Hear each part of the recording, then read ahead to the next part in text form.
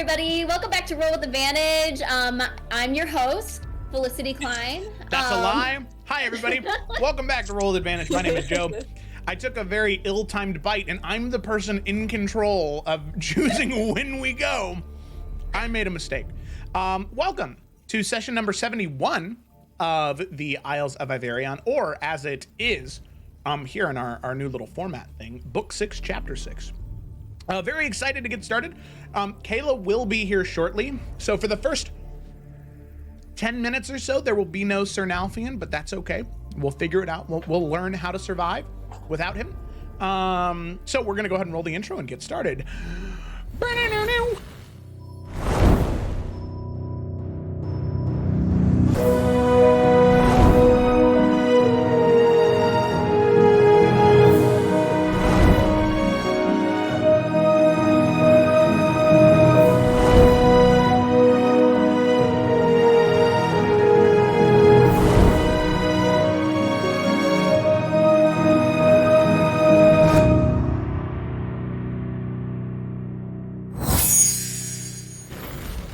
And we're back. Yeah. Look at that. Yeah.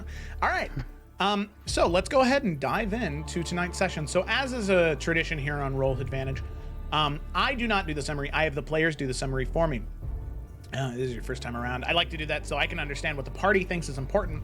So just in case there's something that I need to hammer down a little harder in that this upcoming session, I can do it then. Sadly, Kayla was the person who wrote the summary. Luckily, she posted it. So I am going to go ahead and read her summary. And all right, this is a long one. A lot happened last session.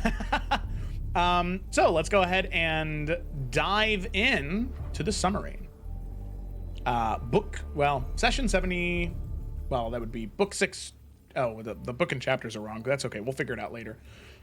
Last time on the Isles of Iverion, into the Astral. The party finally set sail in the Astral Sea with their many companions, each of whom offer different advantages whenever the party is off the ship. The party does spend time admiring some of the wonders of the Astral Sea. During this time, Eurydice and Yorick have a conversation about Eurydice attempting to find her own sense of confidence in what it means to be the Dawnbreaker and when exactly to use such titles. Nalf gives Eurydice the opportunity to test her speech-giving skills in front of everyone without much success.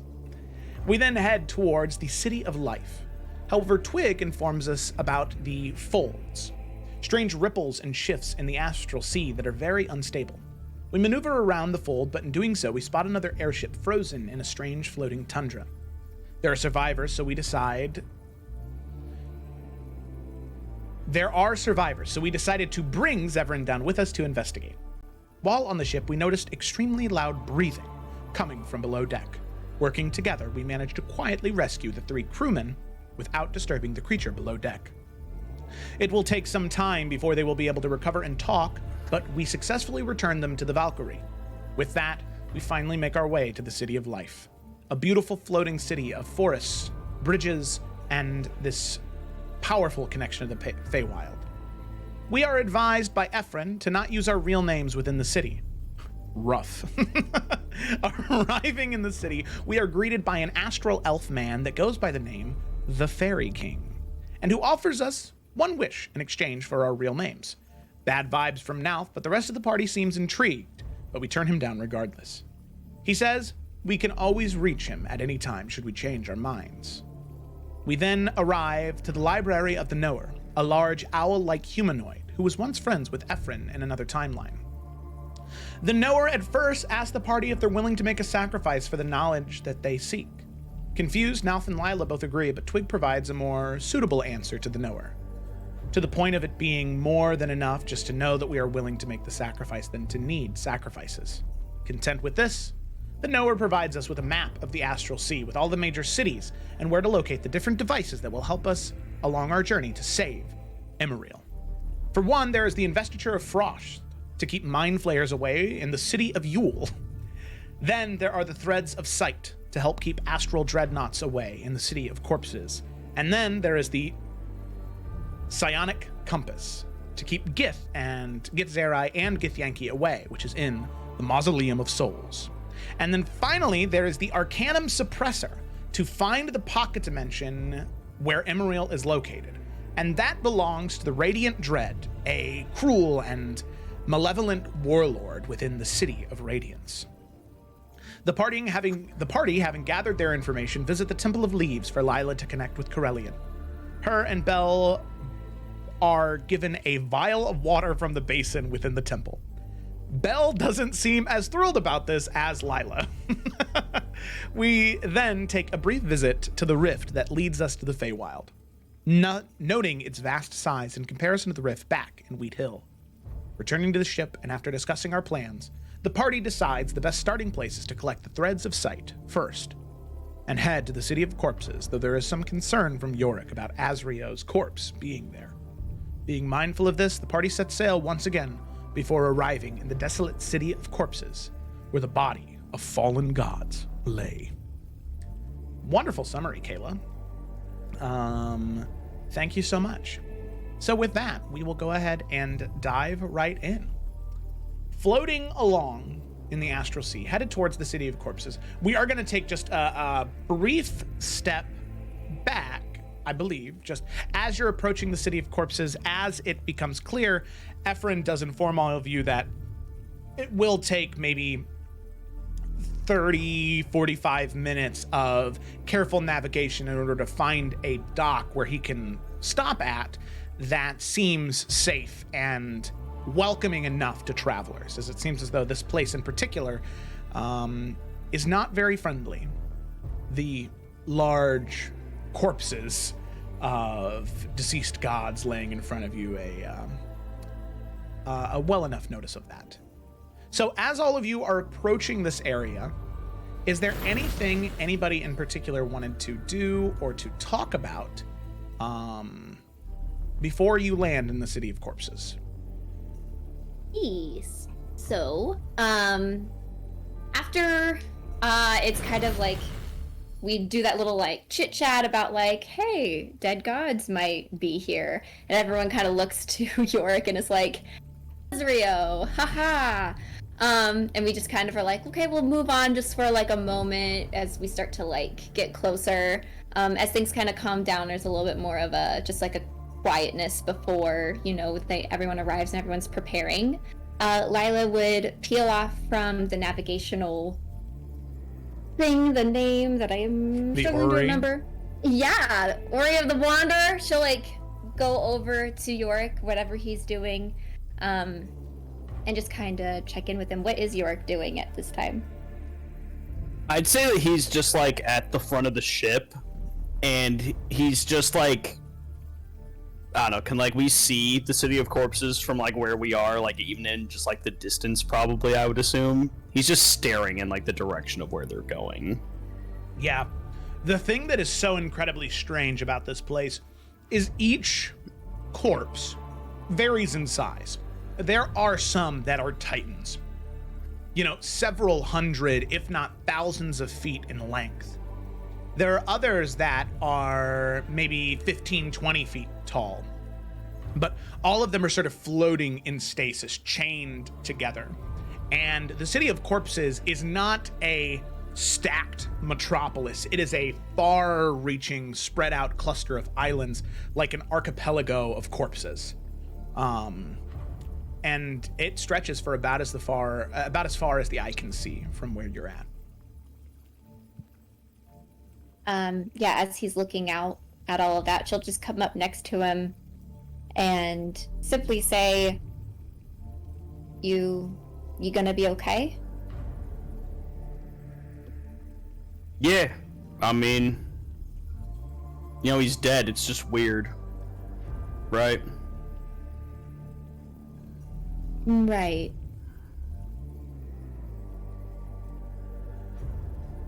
I mean, assuming he's there, what do you, I don't even know how to, are you gonna be all right, I guess? Yeah, I mean, I don't know. I'm curious if these, you know, pirates actually know, like, who's who and all this, you know? Because I'd love to get confirmation he's actually dead.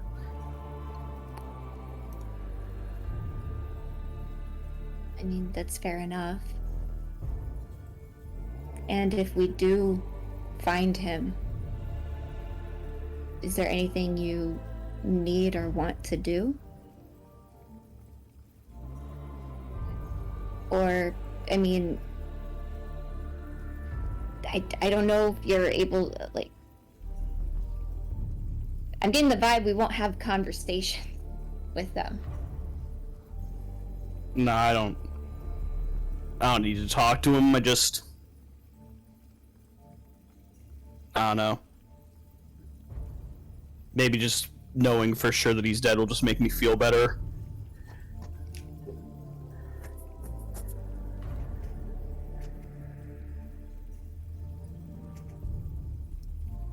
That's fair.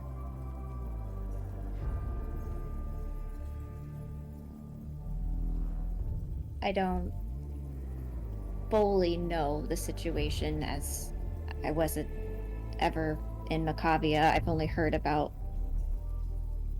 the stories. I don't know what it's like to be angry with a god, dead or alive. That's just a lot, and so I wanted to make sure that if you needed to talk about it or anything, you could. Tell me something. Sure. Have you ever been responsible for someone else? Like, really responsible, not like a group project or anything, no offense, but like their well-being was in your hands and like bad things would happen if you didn't do a good job? Well, this would be the first experience for me, making sure that all of you are safe. But besides that, no, I don't really understand that feeling. When you become a leader, everything becomes about who you're leading. It's not about you anymore.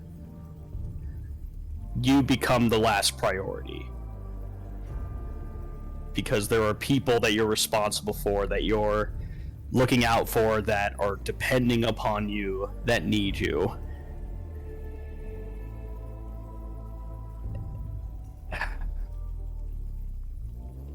Being mad at a god isn't so different from being mad at anyone else. The reality is, Lila, he let us down.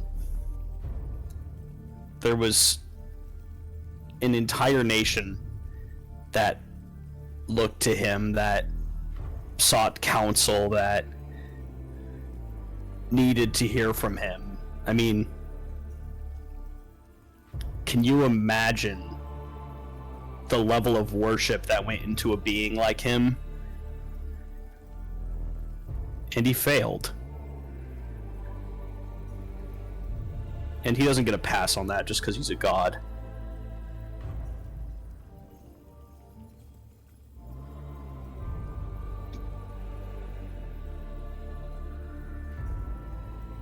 Yeah. I guess I never really... I don't know. Never really had to think about it in such a way. I'm just so unfamiliar with him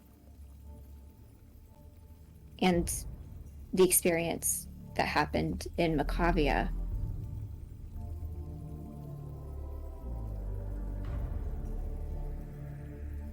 A lot of people died.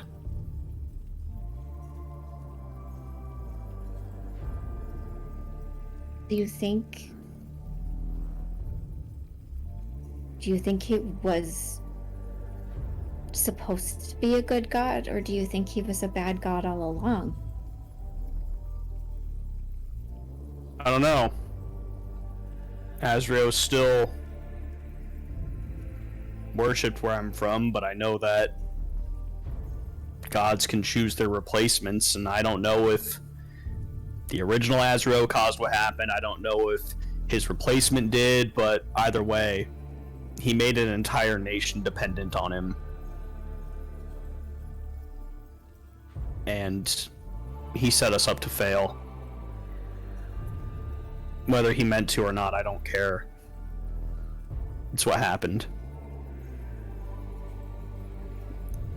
Maybe he was doing what he thought was right, but I don't care. The damage is done. It's still being done.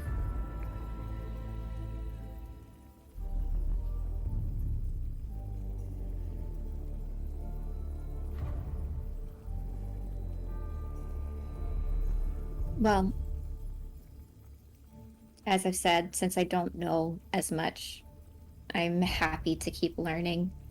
And I'm happy to, one day I'll visit Macavia and maybe with some firsthand witnessing of just the culture and the environment and the damage, as you've said. I don't know. Maybe it's just as simple as putting your hope and faith in the wrong hands, which how would people know? Especially if you're every day told the same thing over and over again, that something's going to work out for you if you trust this being. What I guess I'm trying to say is I'd love to be a part of the solution. Well, Dark One comes first. Obviously. Macavia can wait. As much as I hate the idea of it, you know? Well, we gotta make sure there's a world where Macavia can exist first. Yeah. Seems to be the bigger problem. You know, when I was younger, I dreamed of killing Azrael myself.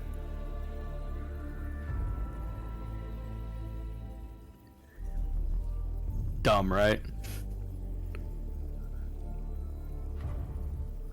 No. I mean, who killed him? Who killed him now? Or how did he die? No idea. Well, something must have happened, so it's possible.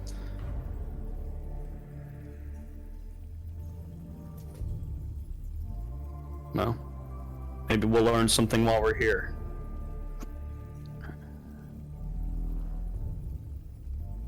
Hopefully.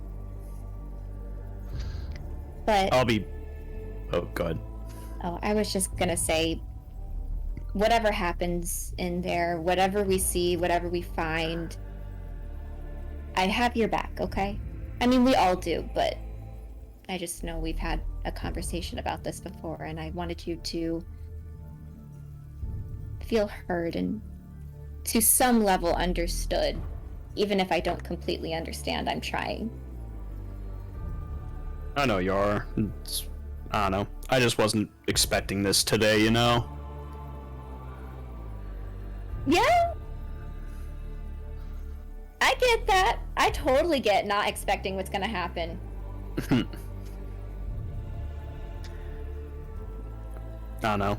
Hopefully we can learn something and just get what we need and keep going, I guess, you know? I agree. I'm just shocked to see how many dead gods reside here. Oh, Well, seems like we're all gonna learn something today. I think this whole trip, this whole next, you know what? Honest to God, Heh. dead or alive, I'm gonna be learning a lot up until basically the Dark One's dead. I don't think there's gonna be a day go by that I don't. I think you'll learn a lot afterwards, too. I hope I never stop. You don't seem like someone that likes to be stagnant. Yeah, I'm starting to realize that a bit more than I thought I did. Don't worry. It's a good thing.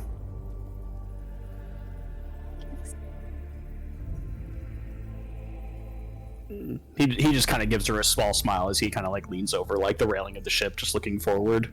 Yeah, she'll do the same and then just kind of stay with them in silence, just kind of watching us approach. Okay. At about that moment, you can see that Ephron has found a spot to land. There are these bright white lights that aim up towards the ship, and not forcing it by magic, but nearly guiding it down to a spot. And as you get closer to the streets and thoroughfares of this corpse, this Titan that you are getting ready to dock on, you notice a couple of things immediately. The way in which most individuals are moving seems either A, mechanical, or B,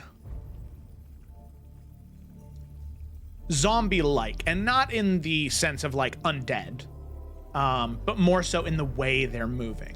They seem like they're living, they're breathing, but the way they move, it's like they're just dragging their feet, going from one spot to another on this predetermined course that they have, which is very strange to you, all of you that are sort of looking down.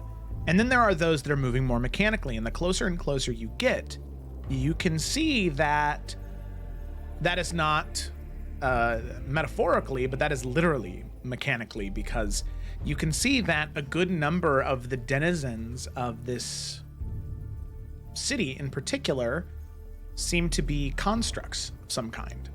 Not necessarily warforged, as they seem to lack that soul or spirit, but you can see that the two lights that are shining down at your ship, sort of guiding you down, are coming from two constructs in particular that are shining this powerful light towards the ship. Ephron is guiding the ship down and eventually docking it in what looks to be this sort of bisected, or this canal almost, very strange, that has this sinew-like material that the ship sort of rests on top of, kind of like bungee cords that it sits down on, and it extends, and you can hear the sort of creaking and the stretching until eventually the ship comes to a rest as the magical thrumming ends. As all of you see, moving towards the ship, this very strange mechanical-looking creature. It is comprised of like blue gems and magic that runs underneath the metal shell. And you can see the metal shell is ornate and gold. It has this smooth, like blood red opal that sits in its forehead. It has no mouth. It has no perceivable eyes, and you can see that its body is built like a millipede or a centipede, but with a human torso at the top that it sort of moves upright. And as it approaches all of you, this is generally what you see. Oh. Marisa? Also, hello. It's friendship. Hello. Hello. Hi, Kayla. It is friend-shaped. I'll post that there. Well, kind of. Jem, I think you need to rethink your friends. Friendship. Yeah, like I said, it is a millipede centaur. That is the best way to think about Not it. friend-shaped remotely. Yeah, He's approaching It's us. friend shaped. he is. It's centipede-shaped. And you can see it has Oh. this massive spear in one of its hands. And as it approaches you, it... Second. Did it just now do the went live notification? Wow. It was took waiting a for me. while. That's crazy. It was star of the show. All right. Trash. So as the creature approaches all of you, it begins to speak. And you can hear what almost sounds like a distorted warble. For those of us in the real world, it is a very mechanical, modulated voice, not an authentic human voice, but the best that this construct can conjure. As it speaks, it says, "Welcome to the city, colloquially known as the City of Corpses. My name is Primus, and I am the speaker of the constructs in this particular region. It is my duty to assist you. However, my primary directive is to ensure your safety and health and well-being while within the City of Corpses. Is there anything in particular I may help all of you find in your stay at the City of Corpses?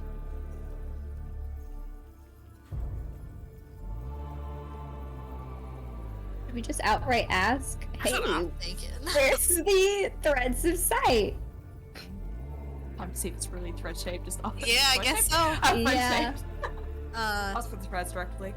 Yeah, now if we look at Lila, you're like, gotta read? On a construct? No. And she'll like walk up and say, thank you so much for your hospitality. We are actually really interested in some, I believe it would be like an artifact of some kind. Not exactly sure on the specifics, but we are just interested in kind of taking a look and seeing what we can find, maybe a little bit of trade, shopping potentially, things as such. You can see the creature, just that like blood red opal, just looking down at you, Lila, and you can hear it say, scanning. Oh my god. Oh. And there is just this flash of red energy from the head of this creature. Processing. So is Lila. Lila is processing as well. You say you search for an artifact. As I said, my primary objective and directive is to ensure your safety. Would searching for this artifact compromise your safety in the City of Corpses? I guess potentially. This is all of our first time being here, so I'm not exactly sure. What danger is here? Perhaps that'll give us a better insight as to how we should progress forward. Understand. The same way that your material, humanoid form, can decompose, maggots and flies will flock. That is no different than the corpses of the gods that you see in the City of Corpses. It is important to understand, though, that being in the Astral Sea, the many dangers of the wild magic from wild space cause these creatures to shift and change. Also, the fact that these creatures feast on the blood, sinew, and rotting flesh of long-dead gods. These creatures have changed and are very dangerous. They have taken on characteristics of aberrations that you may be familiar with. Characteristics from such creatures as Illithid, or perhaps Beholders, or perhaps Aboleths. Would you like me to go on? I think we got the picture. Very well.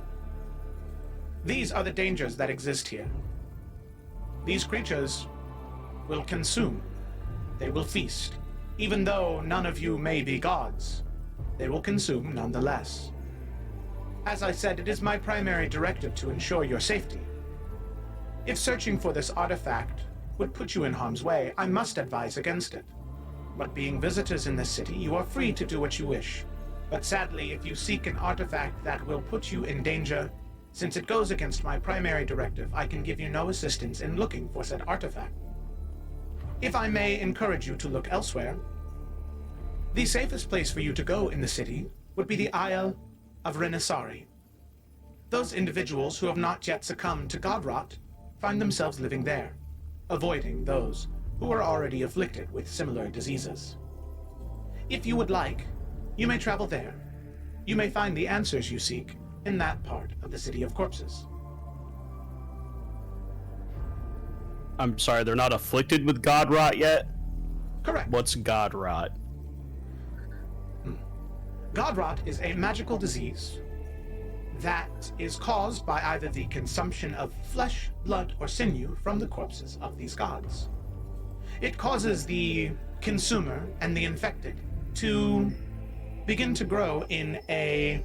I'm sorry, I would typically... Oh, God, my sister's calling me. I will be right back. I'll put us on a break screen. Okay. No problem.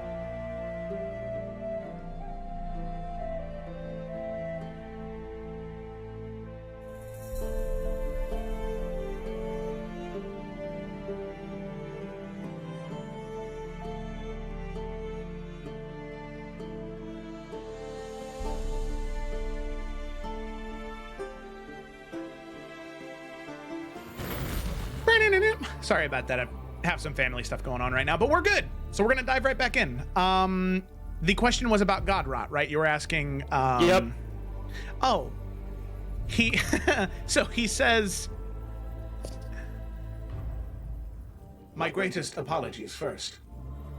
I realize now, due to my nature of servitude, I got away straight with answering your questions. I understand that it is nature for you humanoids to introduce yourself first. My name is Primus, if you need anything from me. I am the speaker of the constructs of this place, so should you need anything from them, anything you say to any other construct goes back to me. And I will do my best, as I said, as it is my primary directive, to ensure your health and safety within the City of Corpses. God rot, though. That was your main question. As it is my primary directive to serve your health and safety, it is in your best interest to know what Godrot is. If any individual within the City of Corpses feasts on the blood, flesh, or sinew of the rotting, deceased corpses, they will begin to grow an infection. This infectious disease, causes much damage to your nervous system and can begin to eat away at your spirit. It is magical in nature. Good. And due to the nature of Godrot, it leaves the afflicted individual in a zombie-like state. They continue to do their work, they continue to harvest the materials that are necessary in order to gain more food to continue to consume. They are not interested in humanoid flesh such as yours, so you have nothing to worry about. As I said, it is my primary directive to ensure your health and safety. So if they were to try and eat you, rest assured I would not allow it. The only other concerning part about Godrot is this phenomenon known as the Echo. Those afflicted by Godrot are especially susceptible to it, but it's something that you all should be aware of as well. As I said, it is my primary directive to ensure your health and safety, so it is in your best interest to understand what the Echo is. Even though the gods in the City of Corpses are dead, they are still supremely powerful magical entities. In the vacuum of time, their voices can still be heard, echoing throughout the astral sea. If you hear whispers on the street, it may be a dead god who you have a connection to in some way, shape, or form. Be cautious of these echoes, though, as the gods that attempt to speak with you, they are no longer alive, but their power manifests in their flesh, and that power manifests in an echo, and the echo can be heard all across the city here. Be mindful and be cautious. If you hear an echo in your brain, just know that it is the magic in the flesh of some dead god that you may or may not be connected to. Okay. Circling back to the Godrot thing, if eating the blood or sinew or whatever causes that, why would anyone do it? Well, you see, due to the supreme magic conflux that is happening in this area, when you have this many god corpses piled up on top of each other, or connected in the way that they are, the magic radiates, and it deteriorates the preservation of time to a degree that most experience in the astral sea. So what you may find is after a few hours of being here, you may begin to grow hungry or thirsty. No food, nor drink, can be produced naturally or preserved in this area due to the rotting nature of these corpses. So therefore, the only food and drink to have is that of the flesh and blood of the corpses before you. Some individuals would prefer to make their living using these highly profitable materials than to leave and find safety elsewhere. Those afflicted by Godrot, it is a secondary directive to keep them safe. But my primary directive is to ensure your health and safety. Ah. Okay.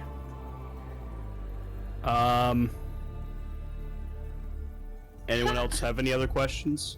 Yeah, how many visitors do you get regularly, and how often do they leave the City of Corpses? Like, come here to visit and make it back. Recalling. Searching. Searching. Compiling. Thank you for being patient. It is hard to give an exact answer because the passage of time is not the same. So adjusting for what you would understand, I would say 4 or 5 times a day, there are individuals, whether they be vampirates, space clowns, or travelers like you or merchants that come in and out of the city, trying to gather resources or, as in your case, find magical artifacts. I would say on any given day, using your understanding of time, every 24-hour period we would have anywhere between 300 to 500 individuals show up, and 250 to 450 leave. So that is a net loss of those individuals of 50 a day. 50 stay, 50 consume flesh, and 50 are afflicted with god rot.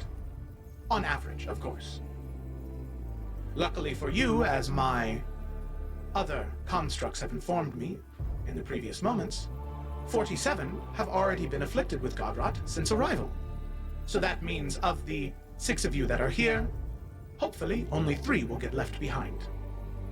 Of course, being my primary directive to make sure you stay healthy and safe, I will do everything in my power to make sure all 6 of you leave happy and healthy. Right. Ridding. So, you've been extremely helpful thus far. And unless anyone has any objections, I suppose we should just get right to it.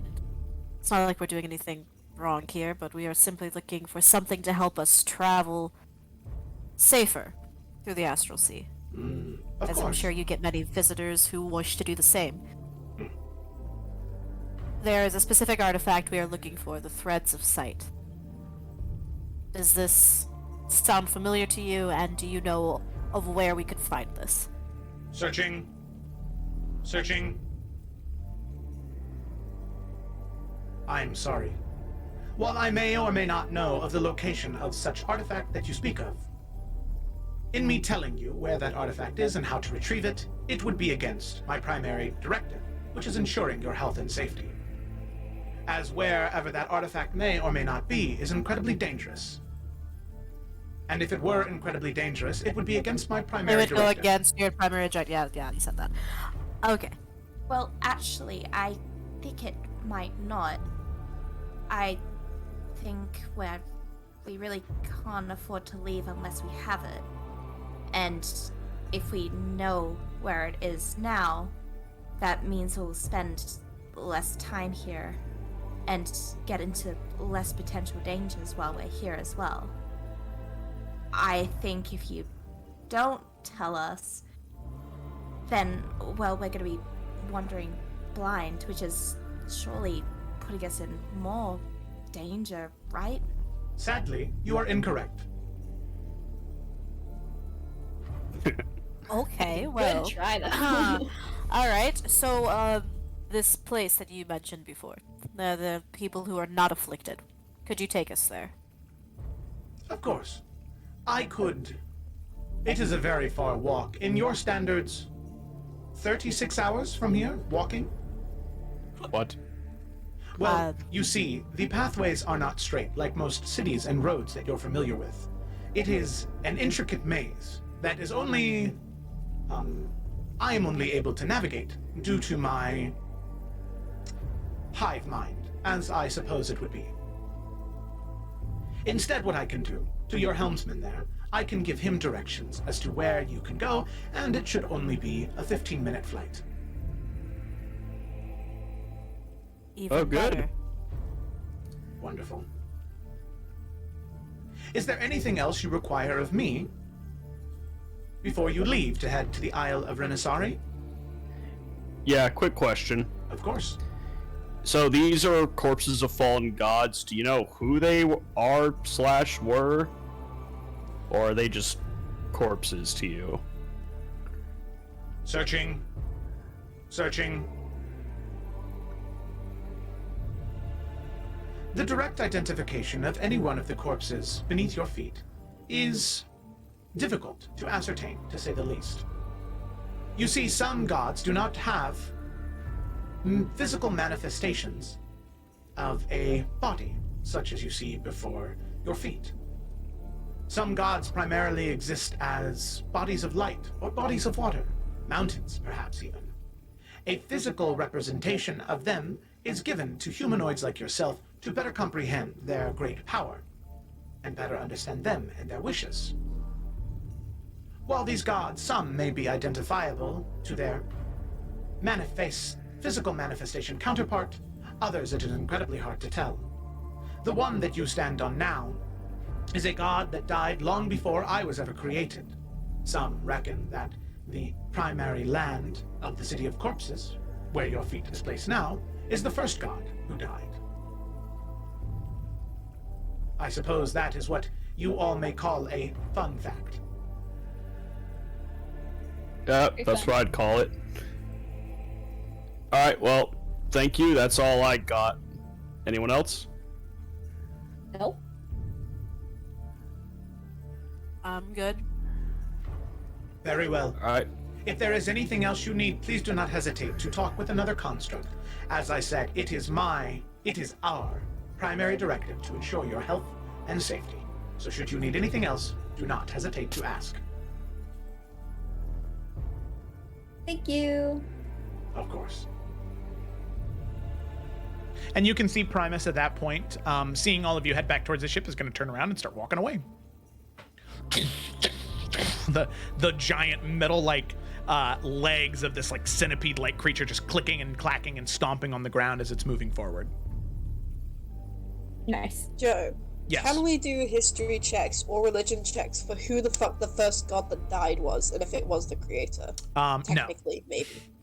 We don't know. There's No no check. way. Damn. Yeah. Hey, that's the thing. As a DM, it's fully within my right to say no. And no, nobody would know this with the books you've read in the places you've been. Not even Lila with her access to the college's secret section. What if we roll Okay. a that 20? That means you need to give us everything. Jesus Christ. What a sound, man. That's all I heard right there. And I knew you were joking, and it still sounded like I that. was legend lord. Oh. Let's go. Not Oh, now. Let's go. I was like, We you have want to do things that? You wanna roll the dice? I mean, I do, but I'd rather Oh, do the dice other is the things. same. Ask the universe the question. Fuck around and find out. See what happens. I want. Okay, now I really want. No, let's go. What if it's the dark one? Oh wait, Okay. this is corpse. Never mind. But Yuri doesn't know that other people don't know, so she is gonna ask Twig and Lila, do you guys know what this is? At all? Any clue? No. Nope. I figured the answer is no. A dead god? I think that knowledge is just too All right. beyond us. No? Yeah, no shit. Now Thank Fiona, you, it's a dead York. god. Dalvin high fives York. Thank you. High five.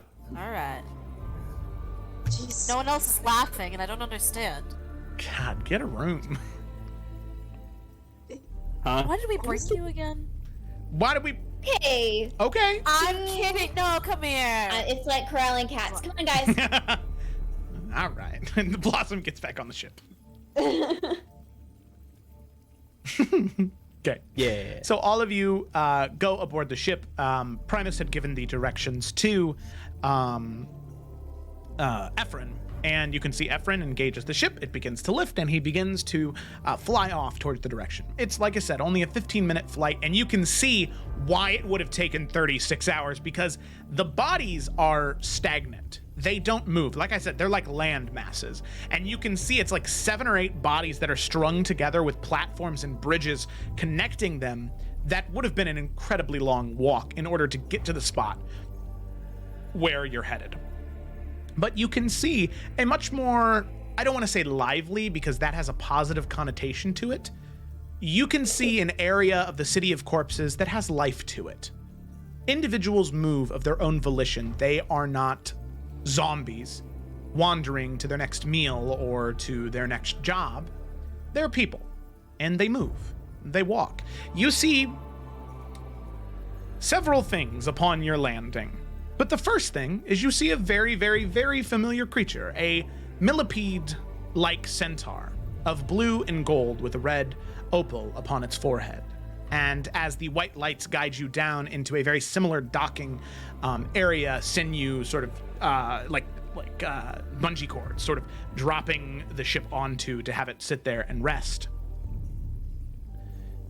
You can see another creature approach. and it looks exactly like Primus.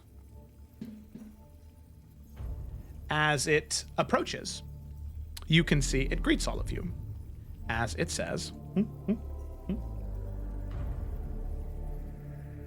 "Hello again. It is very nice to see all of you again. Do not confuse me with my other copy. My name is Secundus. It is wonderful to meet you." Primus, Secundus. Anyone else picking up on that? Just me? Okay. On Hi. what? I'm telling you, it's a tough crowd, Lila. It's 1, 2, stop. Yeah, anyway, hi. Thank you so much for greeting us. Oh, good. Yeah, Primus kind of filled us in, so I think we'll just kind of look around the city, right? Is that what we were planning on? Correct. Wonderful. Well, it is important for me to stress. Yes, safety, prime objective. Got it. No, the thing I want to stress to all of you is I had that conversation with all of you. I understand, you understand, that your health and safety is my primary directive. And I just wanted to reaffirm that at any time, if you are feeling in danger, and you feel as though your health or safety is in danger, please do not hesitate to reach out to a fellow construct, as I will be there as soon as I can. There are many of me that wander around the city. Countless, in fact. So should you ever need help, should your health or safety ever be in danger, I will be there. Even if it is not me or Primus, another one of us will be there. Very appreciated. Thank you. Of course. Please enjoy the Isle of Renaissari, and I hope that you find what you're looking for. Oh, thanks, bud. So, with that, all of you break away from Secundus, and you can see immediately the creatures before you. You see several humanoids of a similar stature that you'd recognize. You see some elves, you see some humans, you see some gnomes, you see some dwarves. But those are the minority. They are few and far between here. There are 3 things that you see first and foremost. You see, for one, these strange creatures that seem to be primarily made of gelatin, but not a gelatinous cube. They have humanoid forms. They shift and move like water. And you have no idea what they may be, but you can see that they are wearing weapons and armor. Some of them have bags and satchels where they are carrying the things that they need. As you see, a creature that looks very similar to... I would love for this just to work, please. No. Okay. Copy image address, maybe? That's okay. Well, I guess you're gonna have to click on it. That's sad. Like that. You can see it has these small globules of light within it that move and shift. So you see that creature. You also see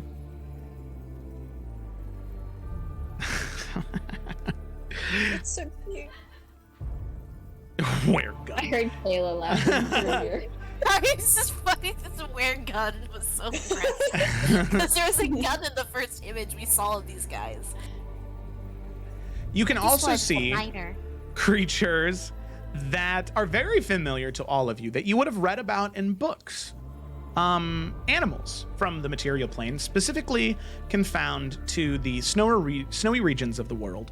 Probably most common within the most northern reaches of Thural and the most southern reaches of Lyaden, at the very southern end of the world.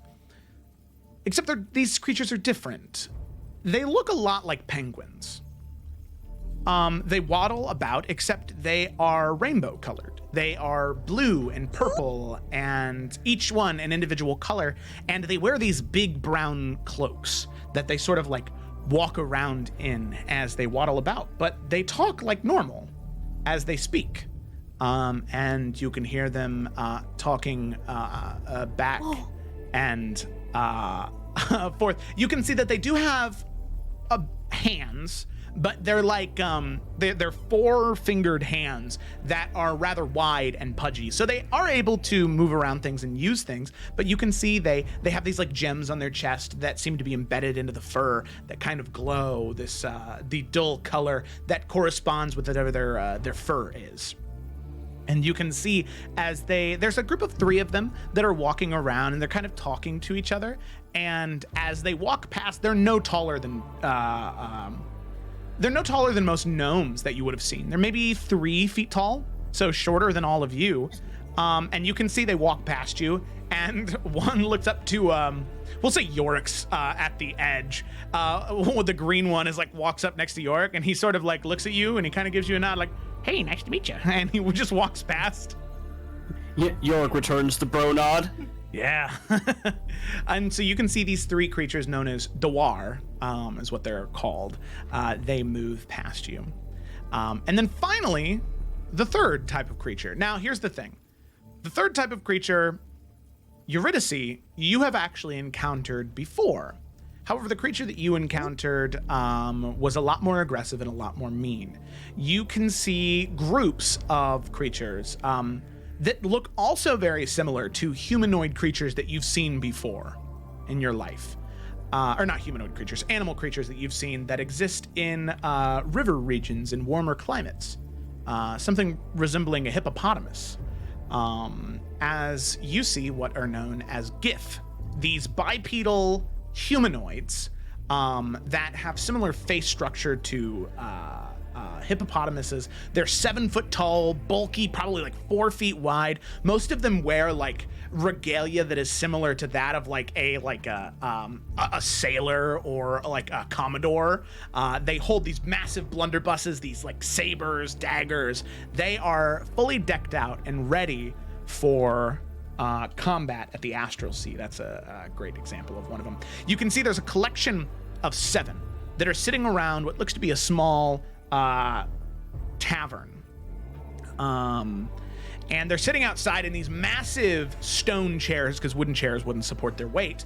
And you can see they're sort of sitting around talking, laughing. There's one of these GIF that is wearing like black enameled steel plate armor with this massive greatsword across the table, this like shock trooper.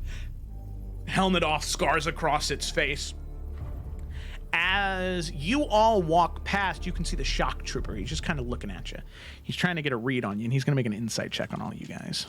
See what you're doing here. That's a D12. We don't want to roll that. It's going to be a 16. What's he picking up on from you guys?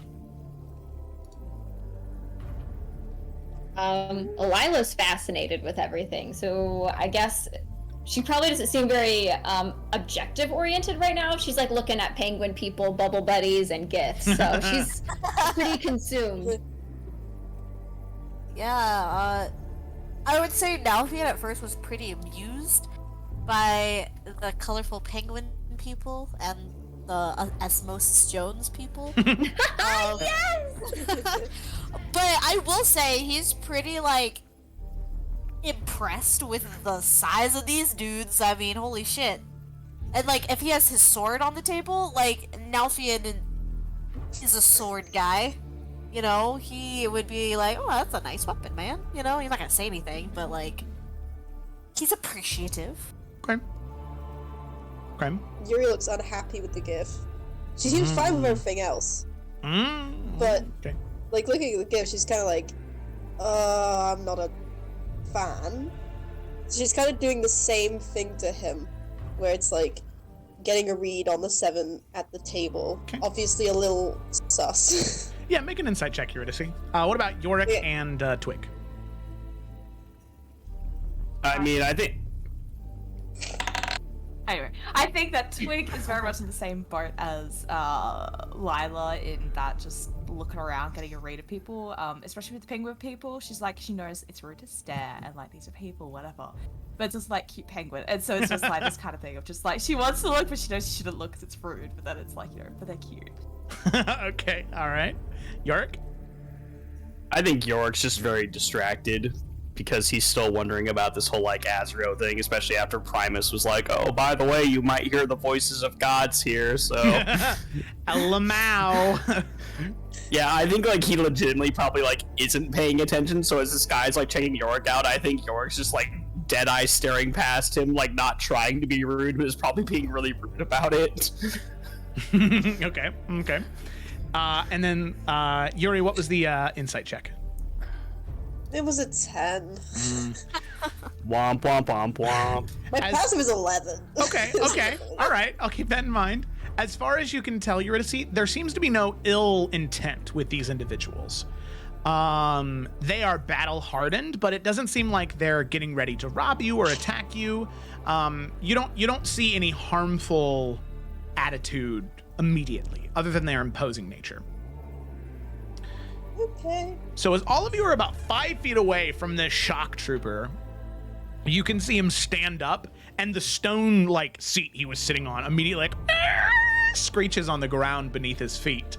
And you can see he kind of stands up, towering over all of you. He's not in your way, but he's still in this like little patio area in front of this this small tavern. And as he speaks, he has this, you know, incredibly deep and bellowing voice. Tell me, are you new here? Looks like you don't exactly have, what one might call your sea legs yet. We're just passing through, visiting. So yes, we're new. Huh. Strange place to visit, but if you're new, allow me to offer you a piece of advice. Please You do. may. I mean, you look like you know what you're talking about. You're damn right. You may run across an individual known as Baraxes. Baraxes. He's a problem here. He spent the past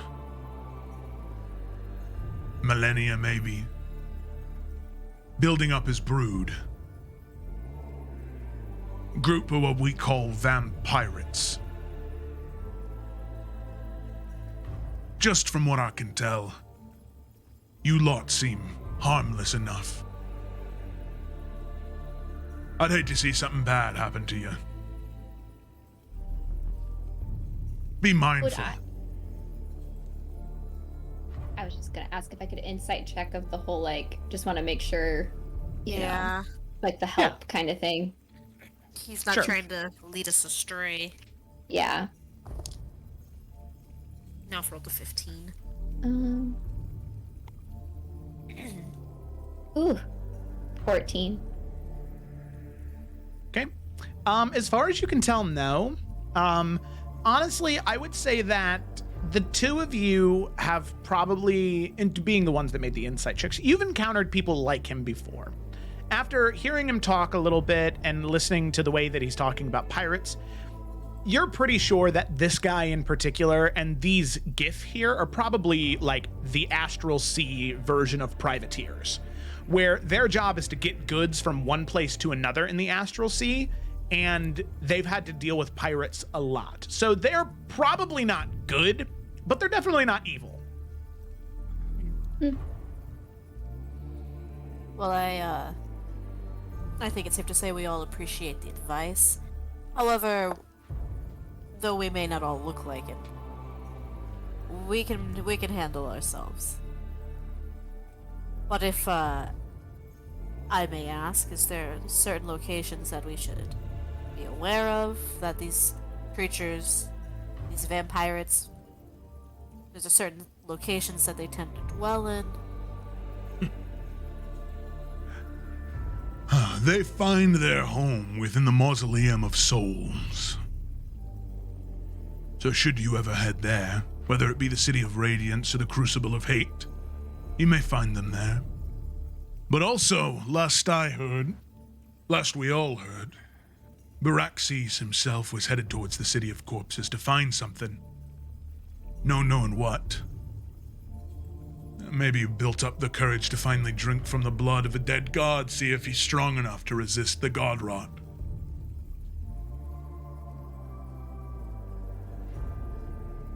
Has anyone ever resisted the god rot?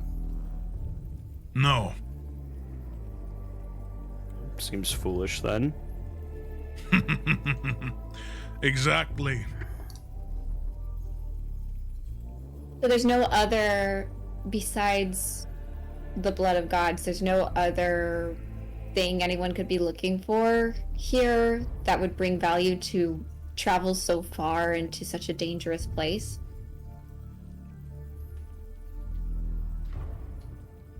Of course, there are things. Oh. It's not my voice. It's I was like, I didn't know your voice could be that deep. What's happening?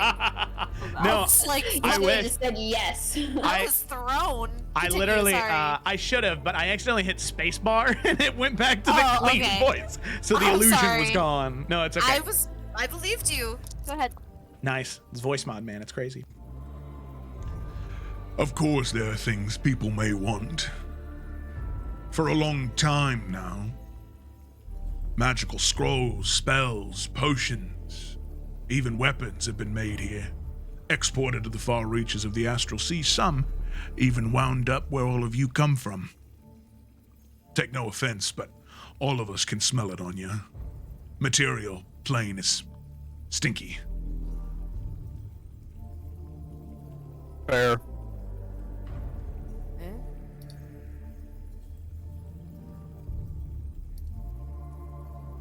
Well, I hope that you all find your way here. And if you can't avoid Baraxes, you all have vampires there, so I'm sure you can handle it. As long as they operate the same way, I think we'll be all right. Unless there's some information about astral vampires I'm not aware of. No, vampirettes, they all work the same way as those that you're familiar with. But just be mindful, there's no sunlight here. So they can operate whenever and wherever they want. Appreciate the advice. Of course. It was nice meeting all of you. By the way, my name's Blanche. As he reaches his hand out to shake. Balf will shake his hand. Yeah. Nalfian. Sir Nalfian, House Forester. Yeah, Lila will introduce herself as well. If we want to all go in a circle introducing ourselves, but yeah, Lila would be like, Lila Tatiana. Nice to meet ya. It's like that. Just like that. York will give a very firm handshake. Yeah, which is funny. You know when there's like a small child, like a toddler, and they go to hold your hand and you just you have big hands and your hand just entirely, that's these guys. Their hand just envelops your entire hand. I squeeze hard anyway. I'm strong. I squeeze the shit out of his pinky. Hell yeah, I do. You see Blanche, she goes, You got a good handshake. This is like when Thor walks up and you realize he has 2 feet on Kratos, and you're like, damn, dude. So you can see Blanche after that. He'll go ahead and nod after greeting all of you and getting your names. He'll go ahead and take a seat back down the stone slab he's been sitting on. Bless you. My goodness. Sorry. That was intense. Are you okay? Yeah, I'm fine. All right, cool. It's just I got nervous. I didn't know what that noise was. So Blanche sits back down. He continues back to the card game that him and the other individuals are playing. Oddly enough, all of you recognize it. It seems as though Kingdoms and Castles, it doesn't end in the material plane. And Just looking very intently at the cards. Space themed. Why And must yeah. they be in the middle of a match? They have what is the card deck? Is it a fancy astral sea thing? yeah, you can see that you hear them using Astral Sea cards. As you hear Blanche, he yells out as you guys are walking away. Oh, bullshit. Using a murder comet? I thought we regulated that card out of the games. That's an illegal play right there, but you know what? I'll still kick your ass anyway. As he shuffles his cards after somebody plays whatever a murder comet is. I want one. She's enraptured. She wants it. She wants the whole deck. Alrighty. So, all of you continue on throughout the astral, throughout the Isle of Renaissari, unless, of course, you wanted to stop and ask Blanche any questions before you continued on. Otherwise, you're just continuing to walk throughout the Isle, hoping to find someone to help you. I don't have any specific questions. Yeah, like, I feel like if he doesn't like pirates, I don't know if he would really vibe with us trying to find this artifact. I don't know. I don't think I want to ask him about it. Okay. Not that we're pirates or anything, but I don't know. Right.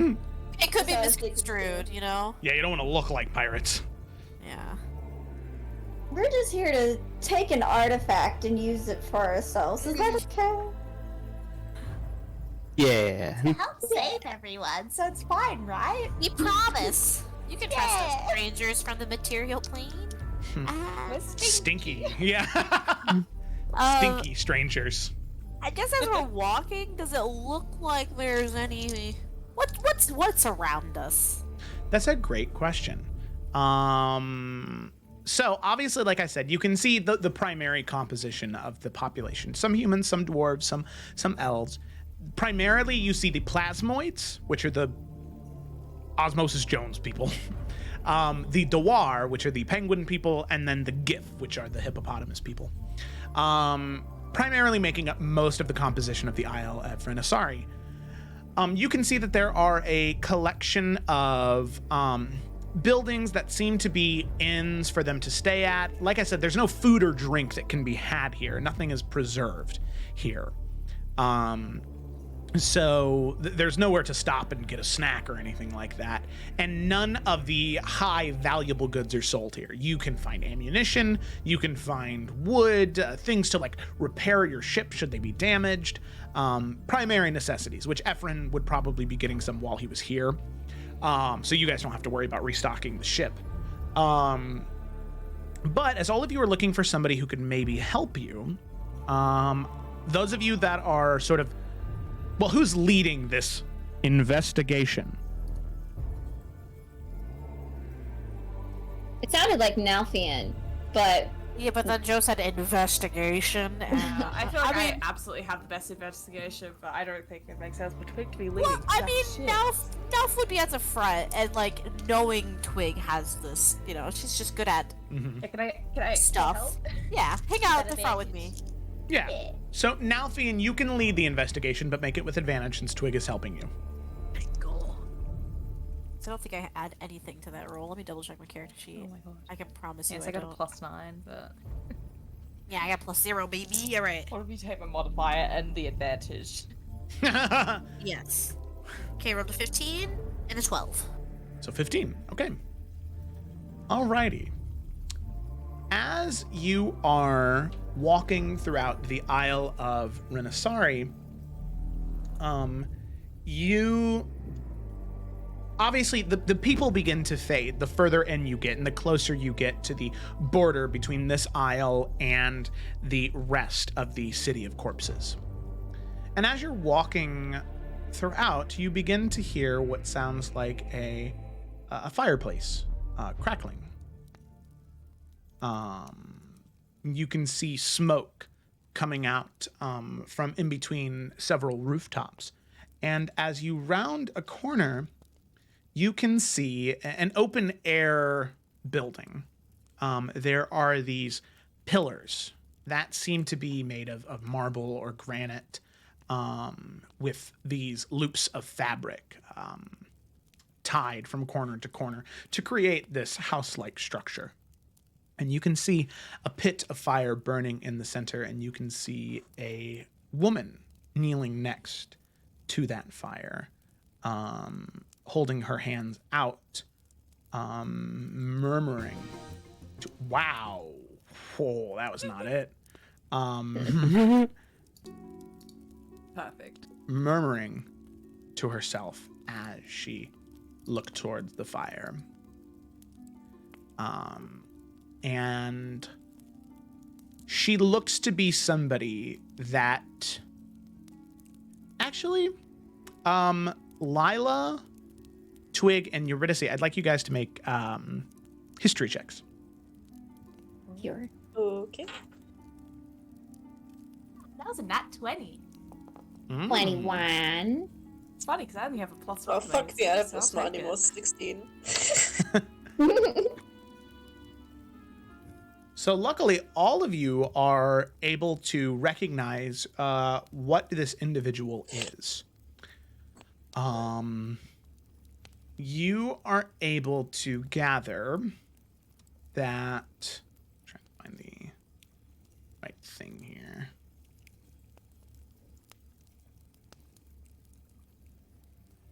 There we go. You all recognize the clothing of this individual. The way that they murmur in front of the fire, and the way they're interacting with the world around them.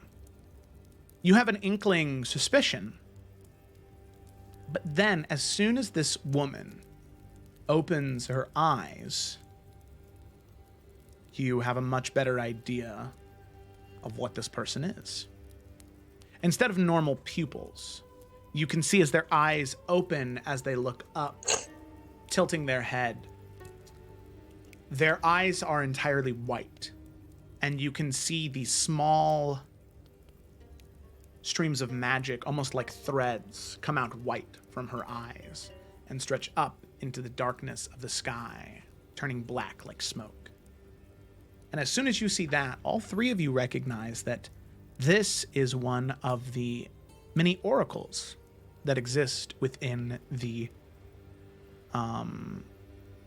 nation of Thrall, which is very strange to see someone so outplaced from their homeland.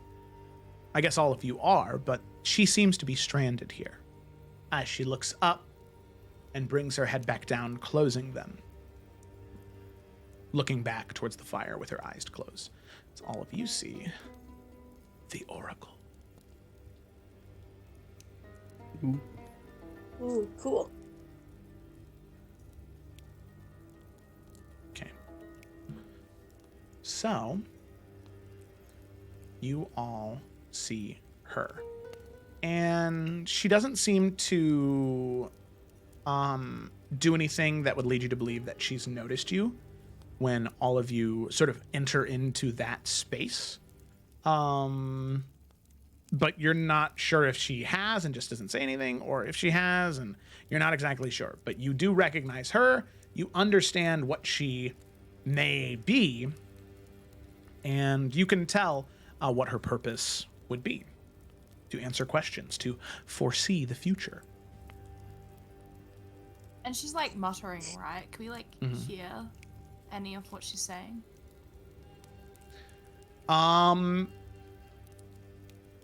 Sadly,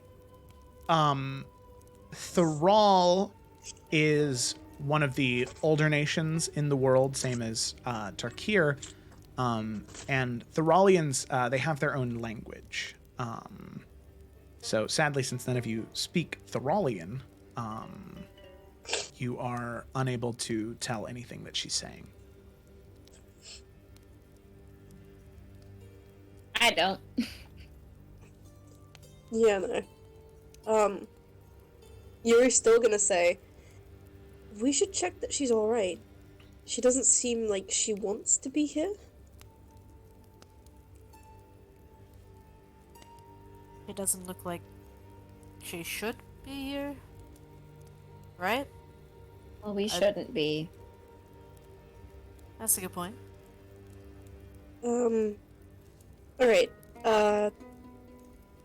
She's gonna, like, kinda walk over to the woman, like, slowly, like, trying to be like, I'm not gonna hurt you. And try in common first. Hi, are you okay?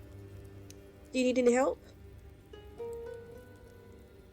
You can see her eyes stay shut down towards the fire, but she does speak back in common to you.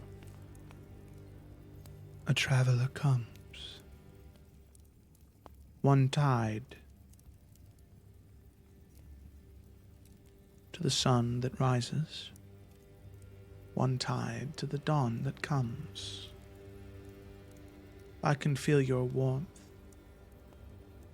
I can feel your radiance. You are welcome at my fire. Oh, well, thank you. My name's Eurydice, by the way. Are you okay? Do you need any help at all? Unless you have the power to change fate, I do not know what you could do to help me. Well, that depends on your views about fate and how fixed things are. What do you mean by that? That is the problem, I suppose. Your accent. It leads me to believe you are from Eridane, in the southern kingdoms, correct? Yeah? In the land of Thrall, fate is a literal and metaphorical object. There is the metaphorical, intangible item of fate. The threads that are woven together in a complex and chaotic pattern to form what we understand as reality. But in Thrall, in order to change fate, in order to go against it, you must go against its physical manifestation as well. 3 jealous crones who have the ability to shift and change should they deem it right. I am not here of my own volition. I am here out of a jealous punishment of these fates.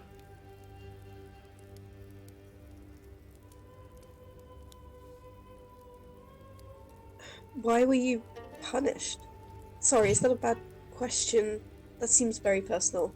It What's your matters name, not. sorry? When I became an oracle, I forsook my own knowledge of my life, my name, my family, to better understand the foretellings of the future, to help the people of Port Lemnos, to guide them to where they needed to go should they have found themselves anxious or nervous. The powers that be gifted me greatly to see into the future, to apply pressure to fate, to understand what it would do, to understand what they needed to do, or where they were meant to go. The fates grew jealous that I could foresee the future better than them. They deemed that power too strong for any mortal, so they punished me. They took away my foresight, and they banished me here to exist until the end of time, unable to see, but 5 feet in front of me. My connection to the weave is broken, corrupted. As you can see, she opens her eyes and looks up, and those tendrils of white reach up and are met with shadowy darkness as she bows her head again and closes her eyes.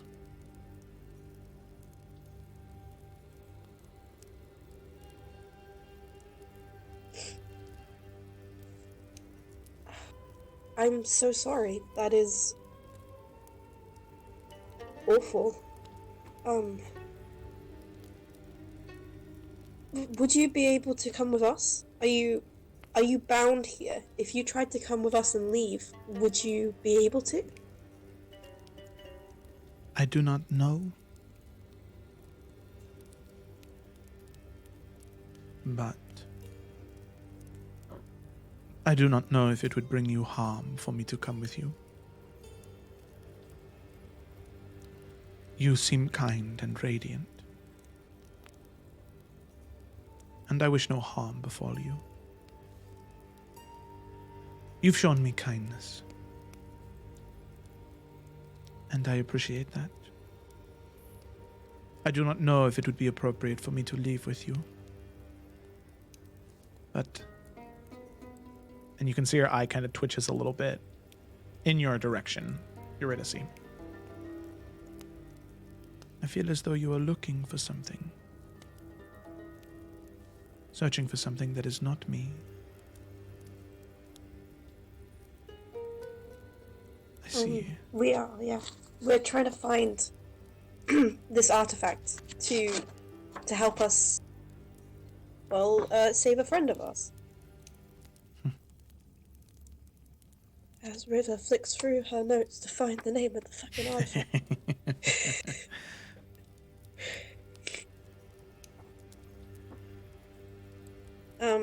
The threads of sight. You can see her eyes open and look at you.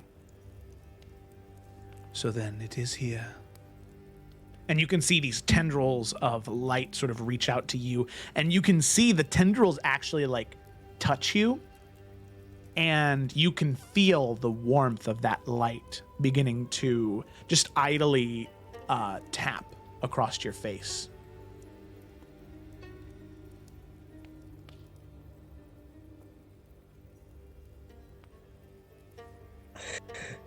You see, it was a rumor of my people, the fates of our land.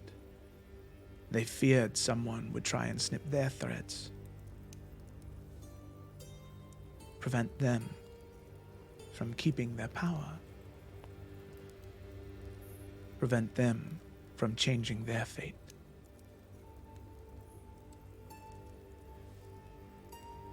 If you have heard that it is here, then I may know where it is.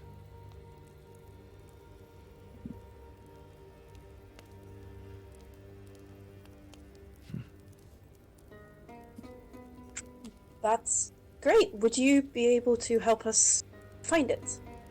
And in return, we can try and get you out of here. And we run into a lot of harm as it is. I don't think you being with us is going to change the odds of when we run into bad things quite that significantly. I have one request. After all is said and done, and you are finished with this thread of sight, I wish to have it. To restore the vision that I had lost, that they had taken from me. I promise you, you may use it for what you wish. But when you are done with it, I would like to have it.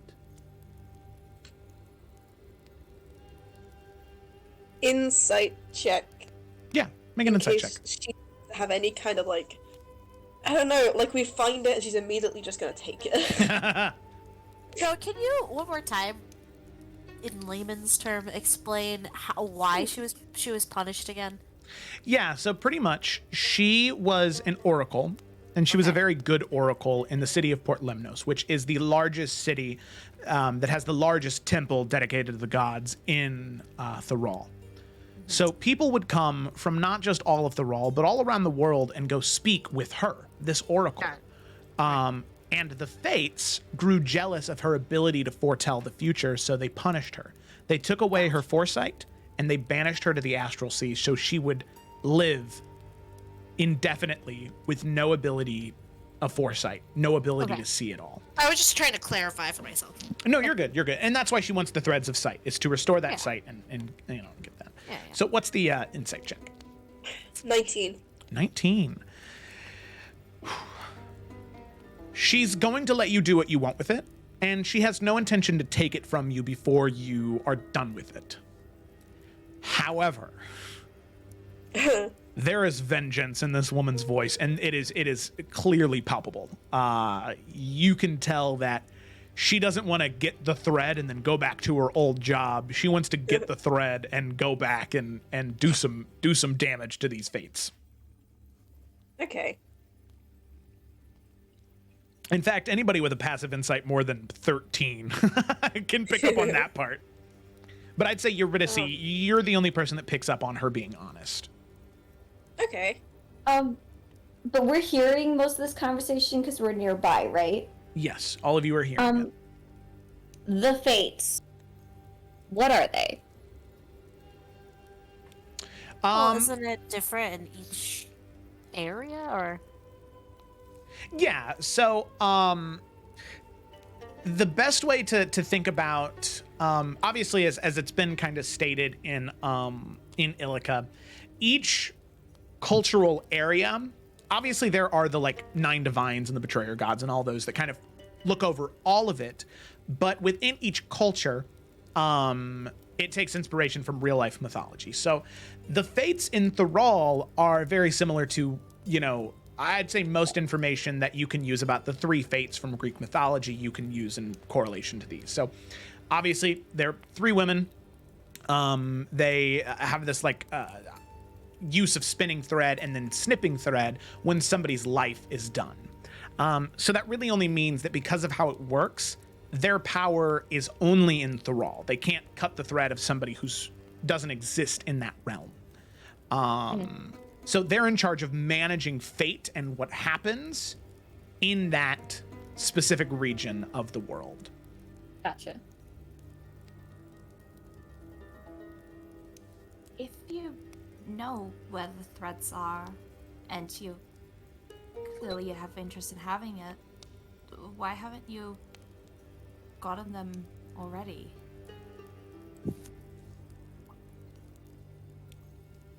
You can see her, she looks towards you, and the tendrils of white reach out towards you, and they tap along your face.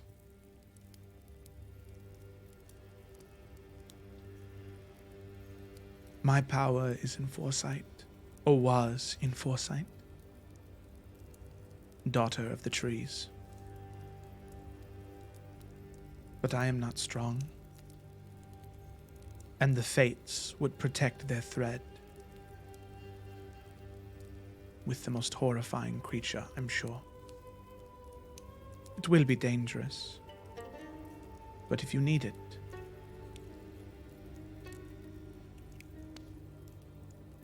then I can take you to it.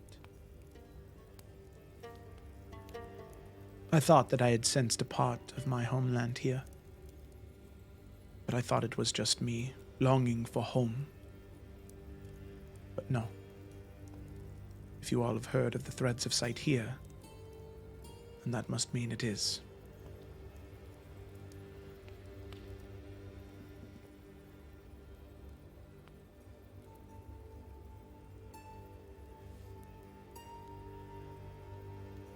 Well, this is something we need in order to travel safely. I am, not one to tell someone else how to live their life, but I will give you a little piece of advice that's helped me. Sometimes vengeance just leads to an endless cycle. However, you are your own person, and you will make the right choice when the time comes, whatever that choice may be. I don't know you. You don't know me. And again, I don't mean any disrespect.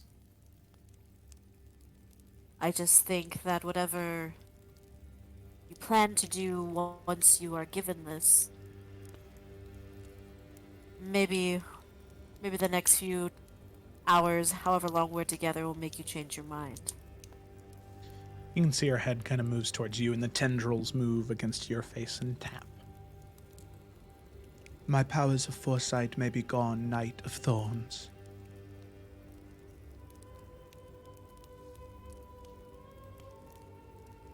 But please,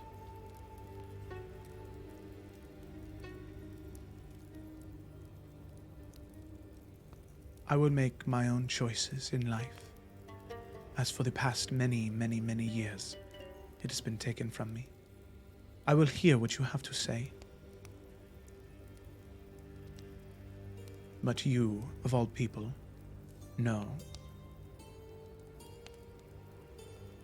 that when you try to destroy such flowers, the thorns may prick back.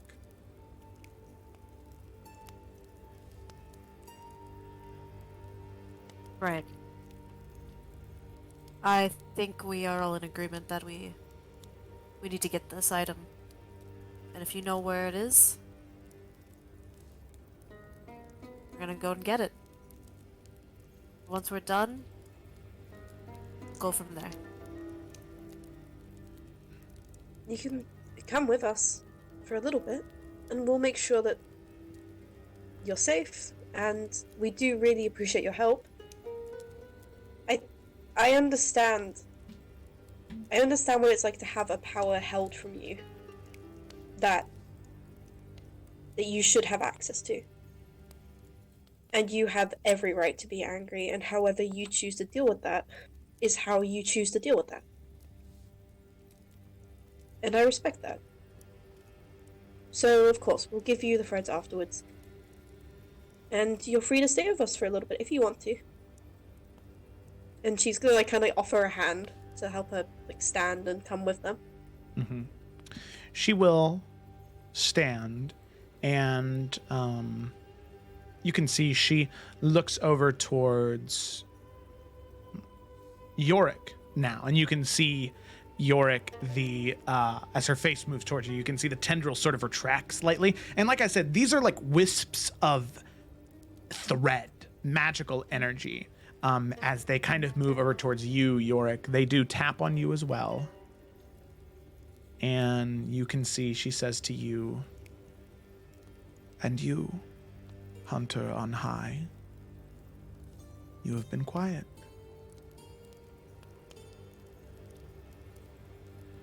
I can sense something.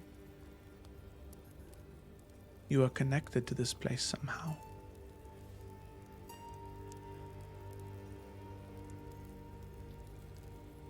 I am sorry."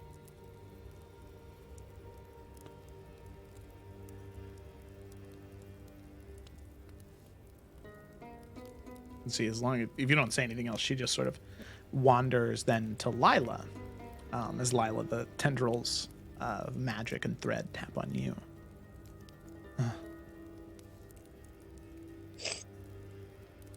A pathfinder.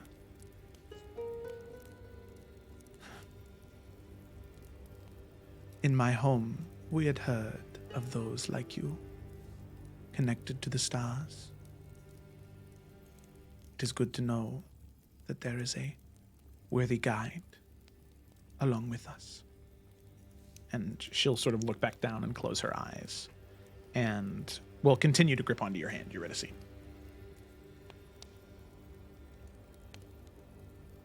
Cool. Eurydice hold her hand tightly, she's not gonna go anywhere. Just reassuringly. Wonderful. Okay. So lead the way, I suppose, or tell us where to go. All right. So you all take her back to the ship because wherever it is, wherever she's being pulled to, it's further away from this spot than walking distance. And there wouldn't be a safe way to travel by foot. from there. And if it would take forever, just like Secundus and Primus have told you about. However, as all of you are walking back to the ship, you can see a lot of people are sort of staring at you as you're walking with this oracle. And as all of you are walking, you can see Blanche, actually. As you guys are walking back to the ship, he shouts out. He says, Nalfian, York, I'll talk to you for a second. And Alfin will walk over. Yeah, mate. What's up? and as they're sort of, the rest of them are moving away a little bit, he sort of leans over this small fence that's in front of him and says, What exactly plans you got with an oracle?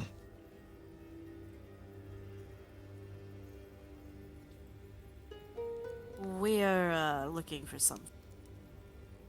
Something to help us navigate a little bit better out here. And she seems to know where it's at. If she's willing to take us to it, it's better than us aimlessly wandering around until we stumble upon it. All right. She just unsettles people around these parts. What do you mean? Day in, day out, she stares into that fire, murmuring to herself. So obviously I know this, the wild space in the Astral Sea ain't normal, especially by your standards. It's strange, though. I just...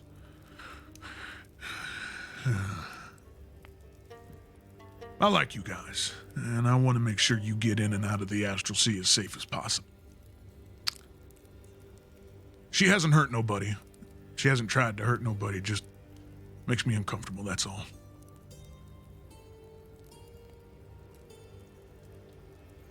We'll keep an eye out. We want to get in and out just as quick, and this seems to be the best way to do so. And what we're looking for is going to make sure that happens. All right, your business is your own. I trust that. And I didn't mean what I said. You don't look harmless. You look like you can handle yourselves. Oh, thank you. You're welcome. Well, Same to you. hell, I know. Well, anyway, wherever you go, and careful. If that isn't in the quote-unquote civilized parts of the City of Corpses, I hear, in certain parts, the barrier between what's outside of the Astral Sea in our realm, because of the magic, barrier's thin. So, might see some strange things in there, so be on your guard. Yeah, always, right, Alfin? Always. All right. Well, best of luck to you. Hope to see you again. Appreciate it. And you will. with that, he'll kind of smile and nod, and then go to return to his seat, finishing out his card game and conversation with the other Gith that he's currently traveling with. But with that, the two of you head back towards the ship. You can see as you bring the Oracle aboard, Ephron, his eyes kind of narrow. Doesn't say anything. His eyes just narrow. She comes on, and he lets out a small sigh. And She's a friend. She's gonna help Funny us, part. I swear. let's see. He's Twig like and peak Lila. introvert. You can hear him say under his breath, There's not any more cots. I don't know what they think is going to happen for rest. But that's fine. That's fine. That's fine. It's fine. I offered it. I shouldn't have made that mistake in the first place. I should have set boundaries, and I didn't. That's all right. So important, Ephron. but he breathes in and out a few times. He does, he does paced breathing, slows his heart rate down. His heart rate's down. And he continues to steer the ship. And as all of you come aboard, the ship begins to float out of the bungee Sinew and begins to float and fly, following the Oracle's direction to where you can find the threads of sight. And on that note, we're going to go ahead and take a quick break there. Thanks for watching so far. That's a good spot to break. And when we come back, we will dive into whatever awaits us next on the Isles of Iverion. So we'll be right back just in a little bit. Bye-na-na-na.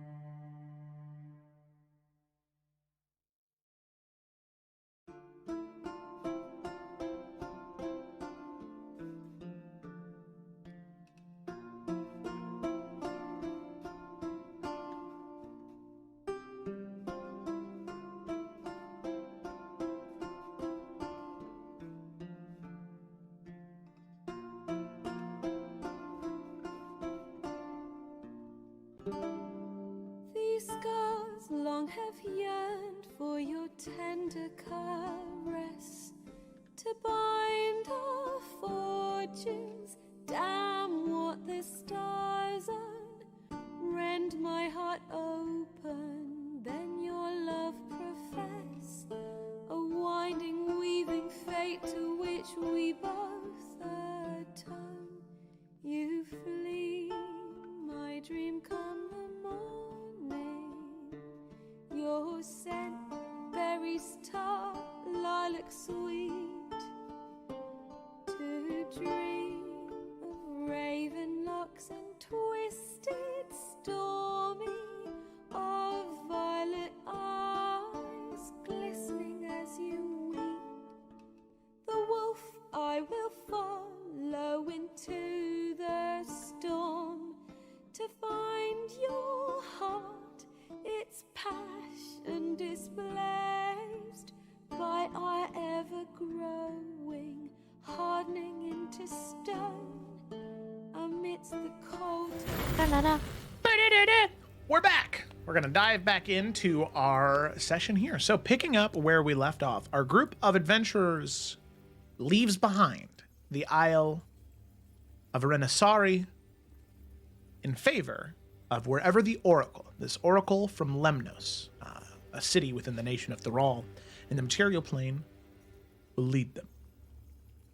As they head out back into the astral sea surrounding the city of corpses, there is an eerie familiarity that returns to them.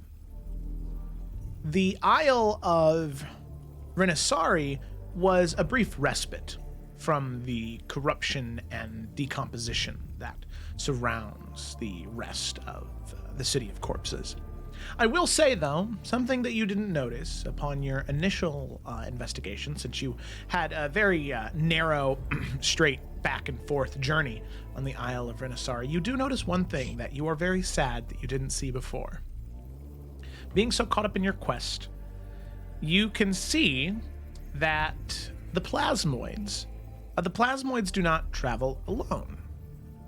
Apparently, in order to be able to traverse terrain more quickly, since the plasmoids themselves seem rather slow moving as creatures, you can see these plasmoids, they have mounts that they ride upon, but these mounts aren't plasmoids. They aren't horses. They aren't. It is. Listen, there's no better way to explain it other than it is a creature that counts as large, not medium but large, as about the size of a horse, but it's a hamster. It is a large hamster that the plasmoids ride on. Space hamsters. Yeah.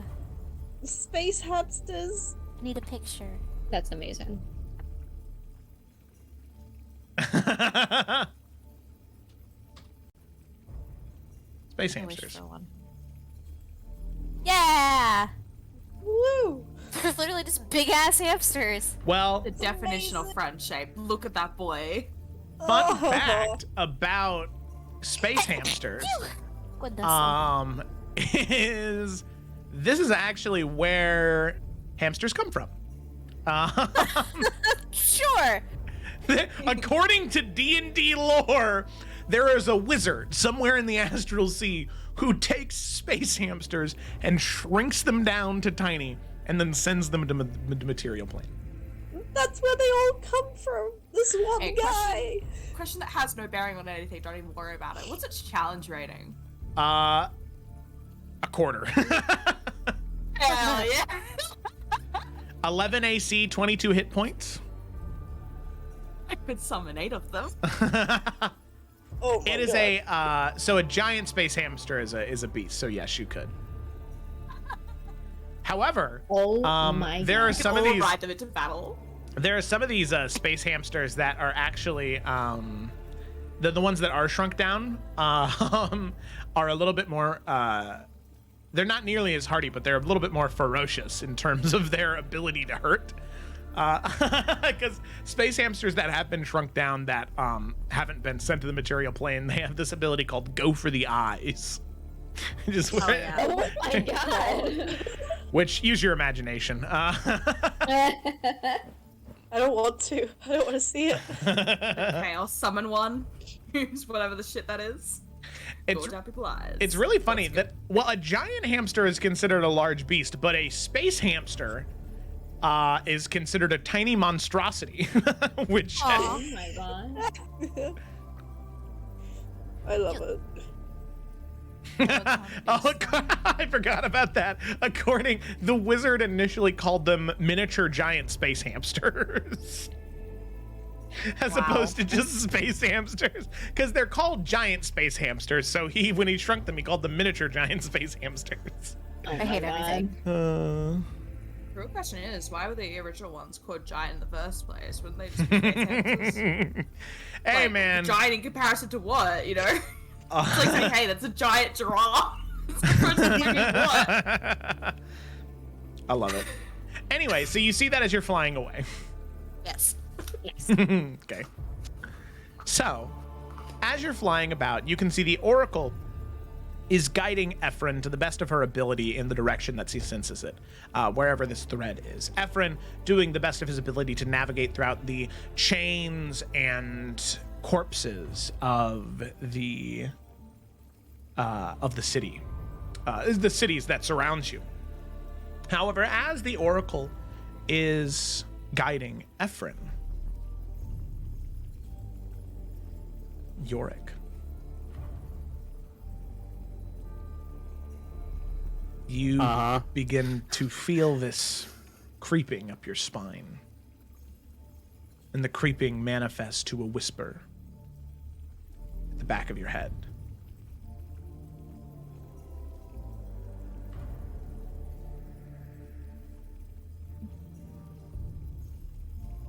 So, you've come, High Hunter. Welcome. It's sad that you abandoned them to come here. It's sad I abandoned them. But what else was I supposed to do? As the whisper ends like a hiss, the coldness leaves your spine. You sort of shake it off.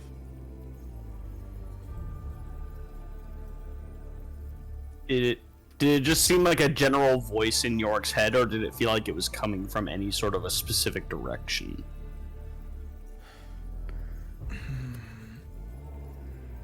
In that moment in particular, it just felt like just this voice that had crept. He doesn't have any bearing on which way, just that some snake of magical energy found its way to him.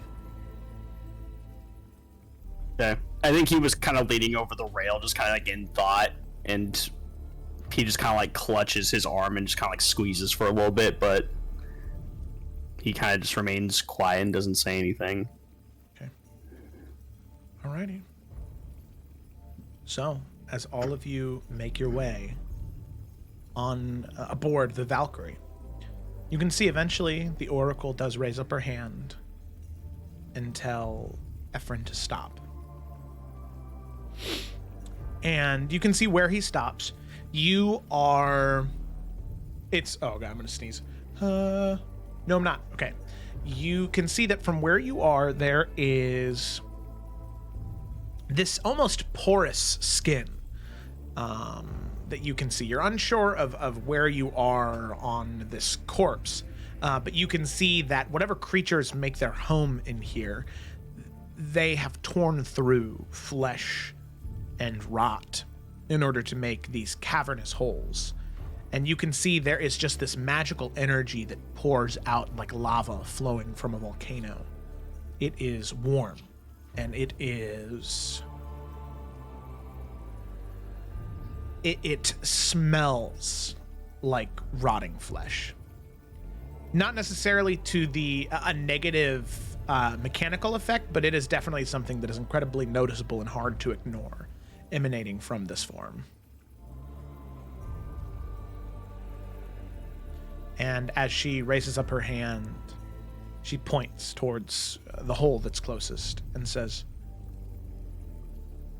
"Through there. I can feel it closest through there." As she begins to walk towards the edge of the ship. Okay,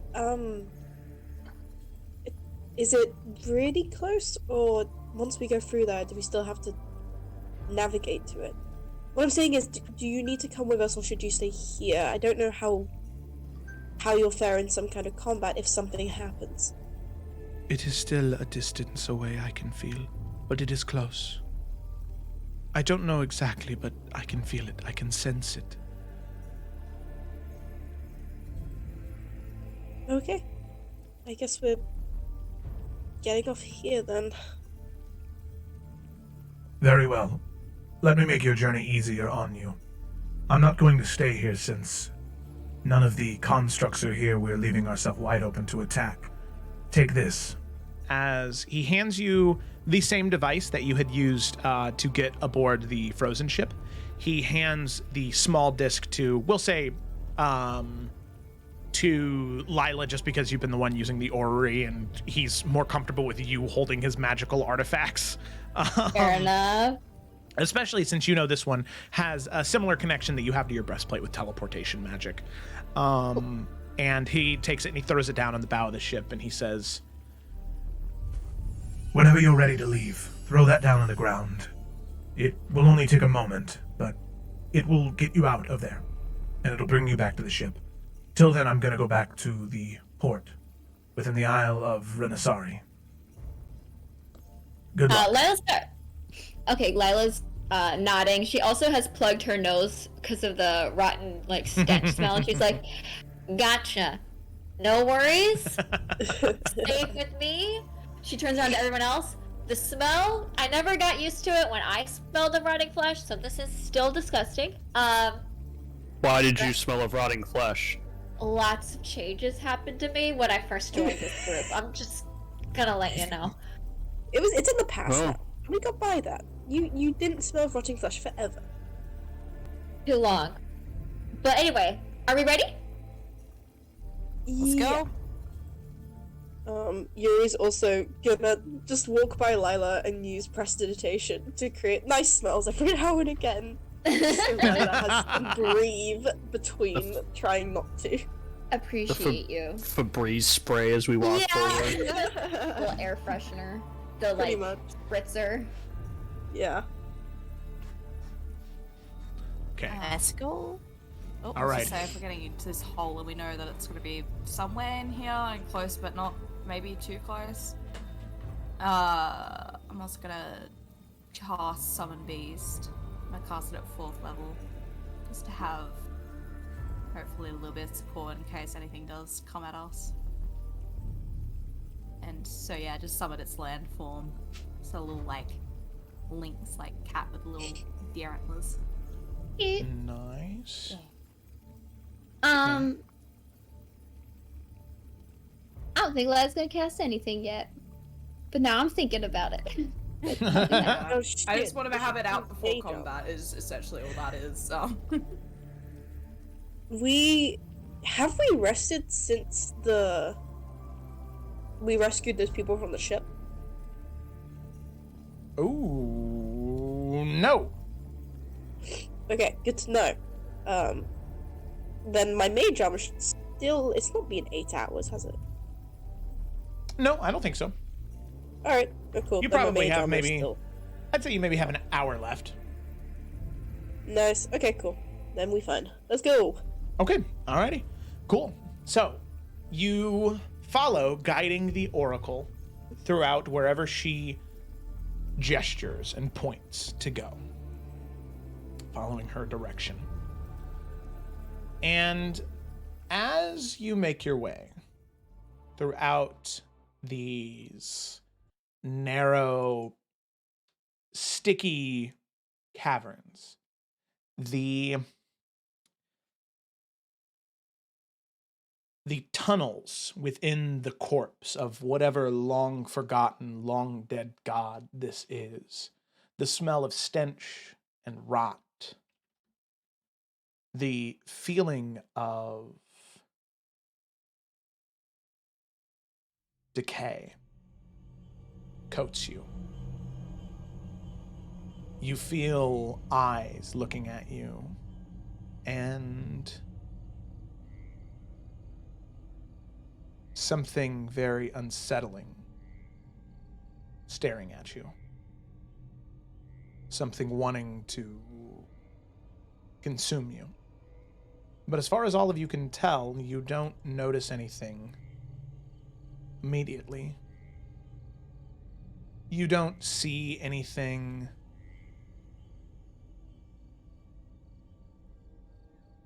following you, even with your passive perceptions as high as they are. There is just this tension as you enter this place. A feeling that you do not belong here. You don't belong in the Astral Sea, and you especially don't belong in this place. You continue walking throughout the cavern for maybe 5 or 10 minutes, and you can start to feel that heat begin to rise again. As you step out into a wider cavern, you can see what looks to be veins that have been burst open. This thick, coagulated blood that flows, ebbs and flows like a river, but has this arcane spark to it. It's hot as lava. It is as viscous as syrup that just slowly churns and bubbles as it moves throughout. You can see chains connected to different pieces of flesh and bone to keep these discs connected. You can see the only way across this area is this large chain connecting these two chunks of land. However, as all of you enter out into this as you enter into this cavern within this corpse, you can see that you are not alone here. Immediately what you see are two large creatures on the other side of the chain, the way that the Oracle wishes you to go. They are, like I said, large and insectoid looking. You can see 6 legs with mandibles attached to each one. You can see its head is this spongy globe about 2 feet in diameter, and it has 3 feathery antennas protruding from the top. And you can see 6 compounded eyes and 6 finger-like appendages hanging out of its mouth. You can see that as the creatures wander about, dipping their heads into this boiling blood, like mosquitoes, you can see these long tendrils emerge from their mouth as they begin to drink from the river. As all of you enter into this domain, it seems as though, regardless of if stealth was rolled in the first place, these creatures have a supreme understanding of their domain and where they call home. And as those creatures' heads look up and towards you, I would like all of you to roll for initiative. It's been so long. It has been so long. How do you combat? I don't know. Yeah. We'll see. Ooh, that was out. good. I never roll good as Bianca. So, this is You're fun. Uncle. rolling as Lila, so. Well, we haven't had combat. So, my point is, I haven't rolled good initiative in a long time. Okay. So let me go ahead and activate this one. Ugh. They look how you described. Oh yeah, here I can do a thing so you can get a better. Oh, thank you. The closer look really did help. What a lie. I hate that. No, I love it, but I hate it. And they are, like I said, they're large, so they're that size. They loom over you, and those 6 legs, they just sort of like arch themselves up. So there's just this large, chitinous mass that just sort of looms over you as they stand tall. Oh, I love them. So, as all of you stand there, you can see the oracle there in the middle of all of you. I'm going to go ahead and add to the combat order. Okay, all right. Eurydice. Blossom. Yeah, Blossom's on there. Shit. Is she? Yeah, she is. Okay, Eurydice, what'd you get for initiative? 19. 19, very nice. Yorick. 20. Oh. Lila. 21. 21. Okay. Nalthian. 18. 18. Okay, Twig. 26. 20. Oh my goodness. Okay, what did Blossom get? Oh wait, I thought you said you. Okay. Hold Oh on. yeah, no, I got it. I can roll it right here. Blossom got a Blossom 10, and the Oracle Womp. rocking a solid 7. Okay, so with that, as we move into combat, as these creatures let out these resounding hisses and screeches, you can see that I wish these things were a little bit more. Okay. You can hear this cracking, this breaking, coming from this direction over here, north of where you are now, on the same piece of land that you are. You can hear this cracking, breaking from the flesh that is hardened over time, as you can see another very large creature, a huge creature, break free from the stone, seemingly awoken by your presence. A creature that is this you can see it's covered in the shell all along its back. You can see a squishy head topped with horny protrusions and thick arms ending with hands with opposable thumbs, and you can see it walking upright on 2 legs. You can see that it wields this massive like club that it broke away from the stone, as you see something very similar to, go ahead and share it here, character artwork, boom, bipedal rhinoceros. Oh. Wow. Right here. Oh. Oh, Ah. We're God. so fucked. We're so fucked. Oh no. Okay. Alrighty. So you can see that the oracle, as this is starting, you can see that she is pointing this direction to go. Specifically, Okay, which? over sorry, in this which corner, the top Oh, okay. right-hand corner, that's the way that she's pointing for all of you to go. And the only way across is either these small chains right here or this large chain right here, all of them going across this sort of boiling river of blood. So, with that, all creatures having their initiative rolled for, we'll go ahead and begin combat. So, right up at the top of the turn order, we have Lady Twig. So, Twig, with that, at the top of your, at the top of the initiative order, beginning around 1, what would you like to do? Okay. So. Let me just see. Okay. So, with her crossbow, because it got all the fancy magic upgrades, right? Mm-hmm. And has that arcane shot. What is it? Grasping arrow. Which, you know, has the chance to I believe it's grapple. Mm-hmm. Whoa. But it doesn't specify. Oh, its speed is reduced. Okay, yeah. Okay, yeah. Speed reduced, basically. But it doesn't specify, like, a limit to the size. Is there a size limit to that effectiveness if it's, like, grabbing the thing? So I feel like most things would be like, oh, it can only be, like, a large. And I feel like this thing is not a large creature, like the boy up here. If it doesn't specify, then no, there is no limit to it. Which makes sense, because it's a magical arrow, so, you know, it's not like there's a limitation to, can be done there. It is a, athletics check to break free, so all these creatures look relatively strong, so... Yeah, but it's also an action, and I like the idea of being able to take away one of its actions, because then that's less actions it can use to call across.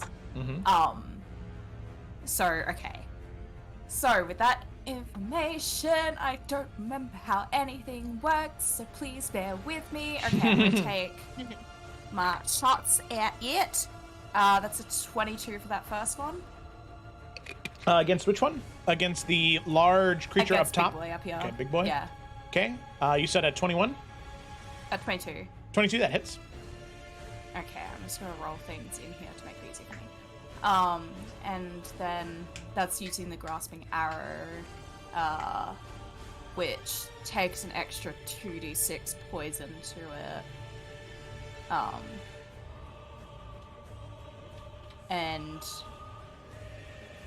yeah, it gets what I say for the initial thing. That didn't work. Why didn't that work?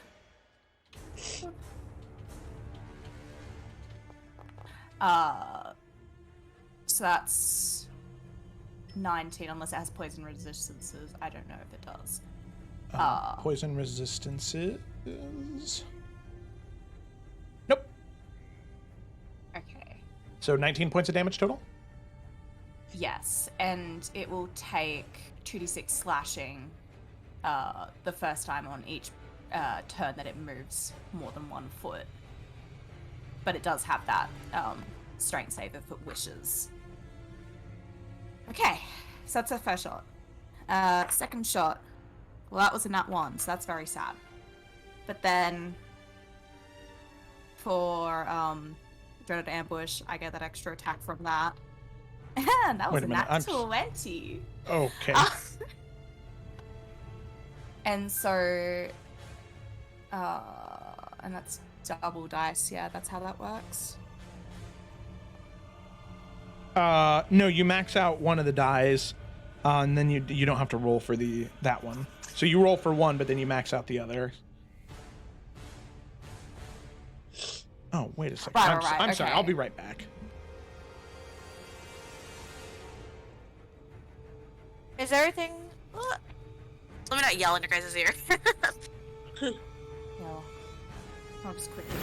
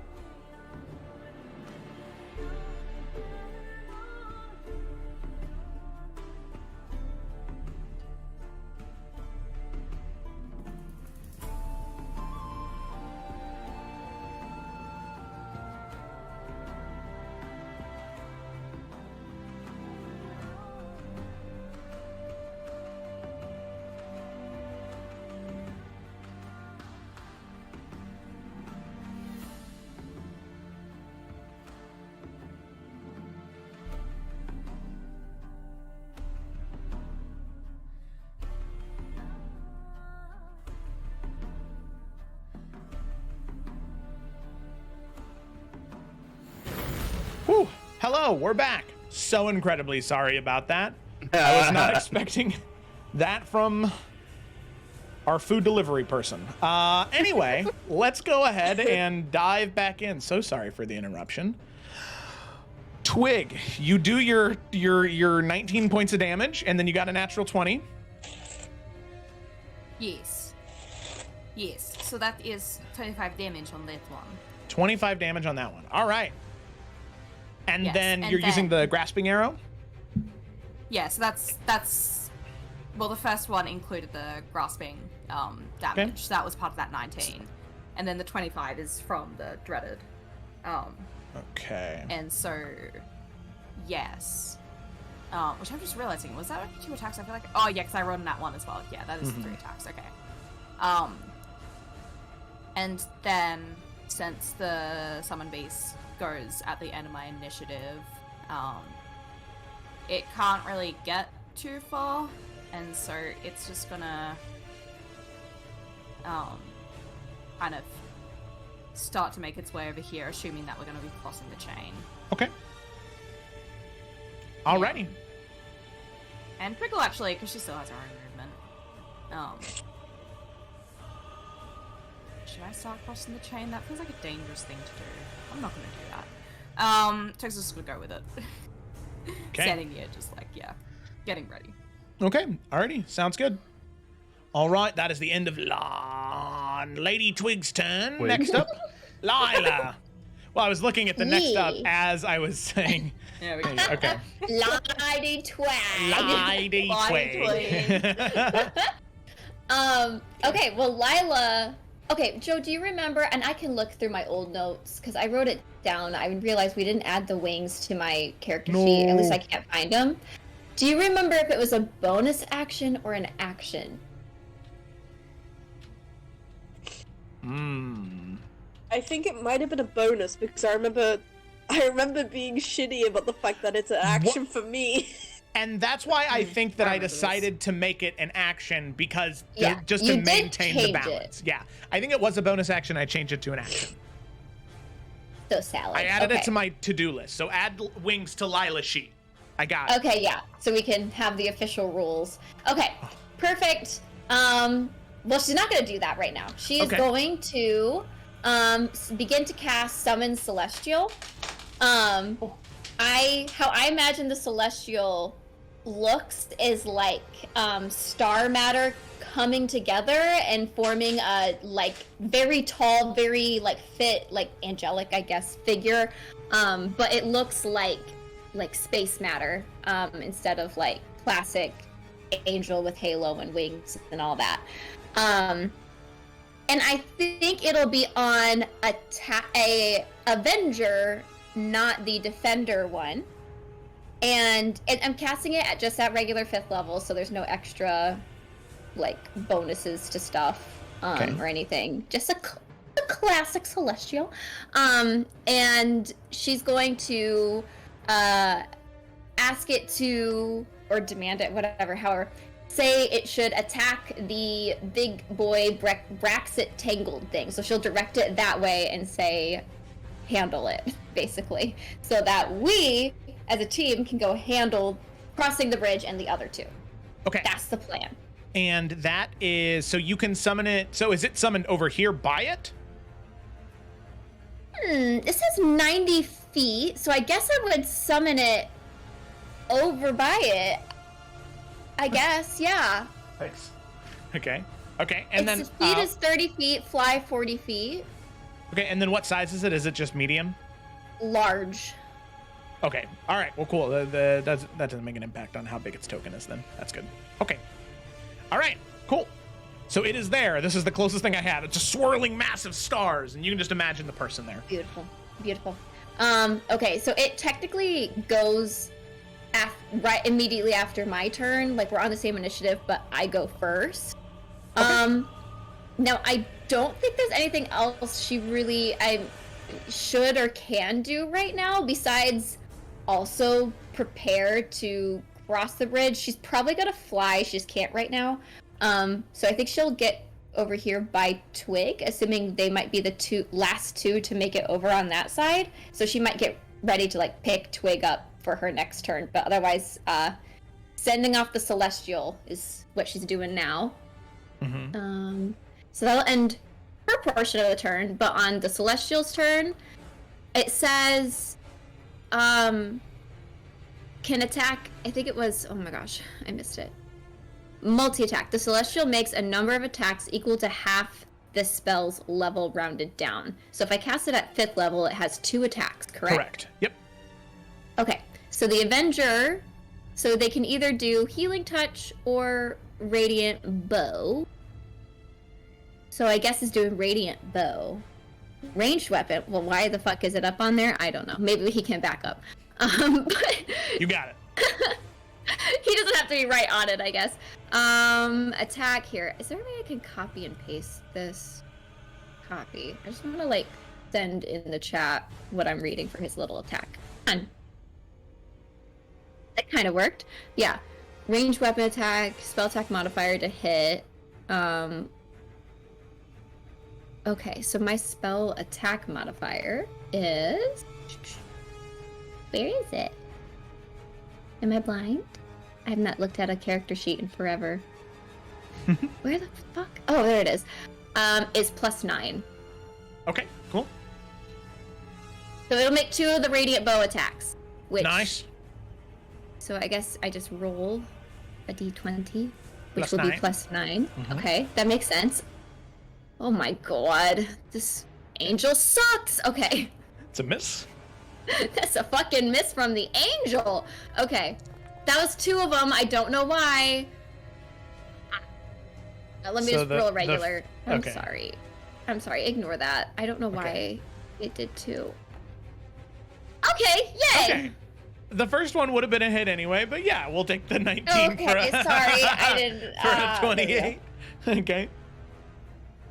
That's and the damage. Oh yeah, how much was damage? 2d6 2d6 plus- plus 2. Plus the Plus spell's the radiant. spell levels. Oh, so +4. So that's Pl- technically just +6. No, so plus 2d6. 7 because it's 5th level, right? Oh, it is. Oh, I'm so stupid. Okay. you're good. I'm just trying to make sure you're getting all the damage that you paid for, you know? Thank you. Thank You're you. welcome. Yeah. Roll. +7. So 8 plus 7. Okay. 15.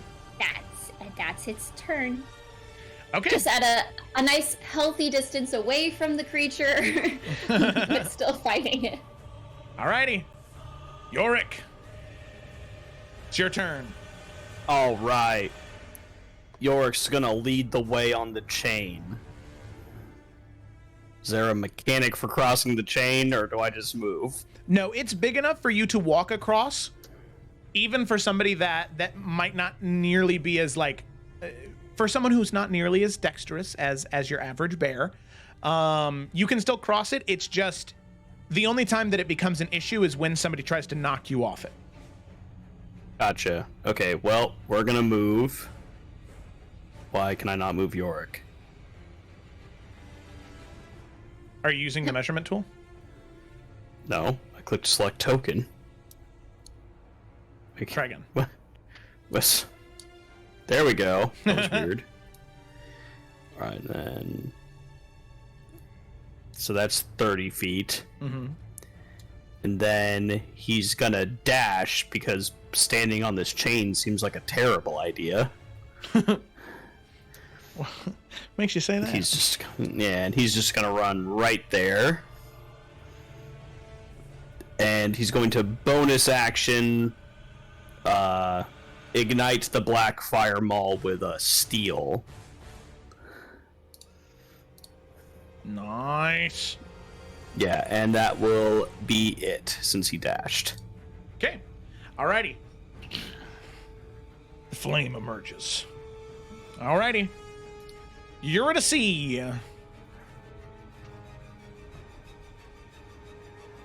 I was muted. Hello. Hello. Hello. You bastard. You like literally put to the exact point. I was like, oh, I can't possibly get there. Yeah, fuck you, I'll fireball you.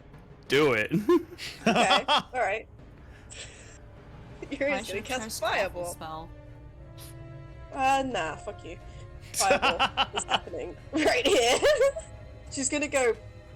I said, you're a tiefling. You have fire resistance. This is fine. And she's gonna cast it at 4th level. Rolls all 6s. York's like, wait, what? It's 9d6. So let me. You're gonna be fine, buddy. You just need to do a dex save and beat my thing. Yes, clearly York's specialty. Dex saves. I was gonna fucking say, but you were like, nah, it's fine. Okay, 9d6. And I'm gonna use my other ability, which I took for meta magic rather than careful spell, to re-roll some of those to make them better. Okay. So, yeah, so I'm gonna re-roll like 3 of those. I have to do maths, shit. Okay, 12, 16, 19, 22, 25, and then... Oh shit, but 25, 28, 30, 32. So it should be 32 points of fire damage. Okay, DC of what? The DC is, if I can actually find things, 17. 17, okay. Alrighty. The 2 Gaj will fail. York, go ahead and make your save. I got a 20. Oh, that's a success. So you'll take I told you were fine! 16 half to 8. Woo! Woo! She like yells, "Are you okay?" There's just like steam like coming off of his outfit. He just kind of like glances at you, gives a thumbs up. Cool. Alright. And she's gonna, step around so that she is in between, the Oracle and this thing over there, just because she's like, ooh, let's not let this person die that we brought with us. Okay. But yeah, she's just gonna grip onto the spear and try to look intimidating, even though she is fucking terrified. That'll be all. Okay, sounds good. Nalfian, it is your turn. Okay. Not gonna let York go over there by himself. And if the goal is to get across this chain as a team, Nalfian is gonna do the same thing. He's gonna do 30 feet of movement. Then he's gonna dash here. Gotta bring Echo now for hold the spear. That's fair.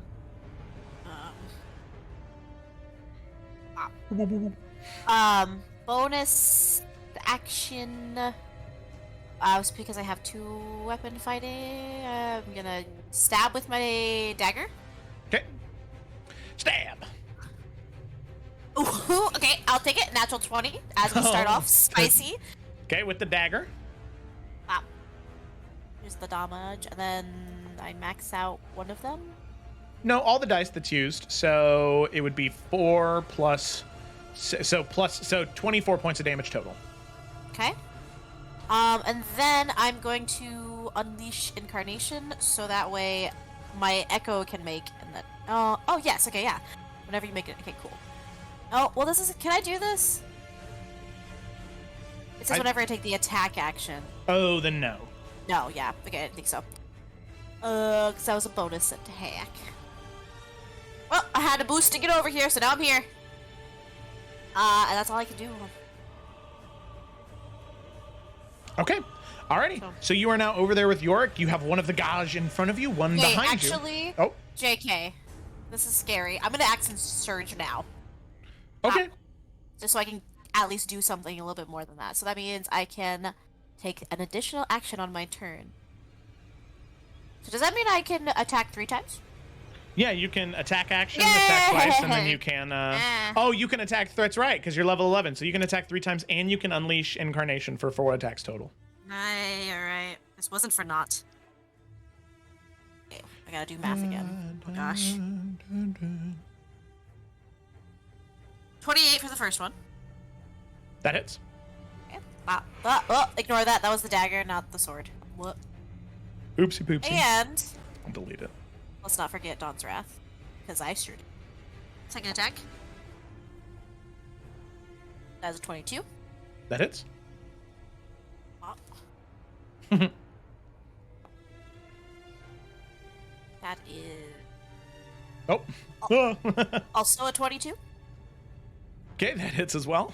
It hit the first time. It hit the second time as well. Well, I have to count it in my brain, okay? And then there's the damage for that. Okay. I won't do the Unleash Incarnation yet.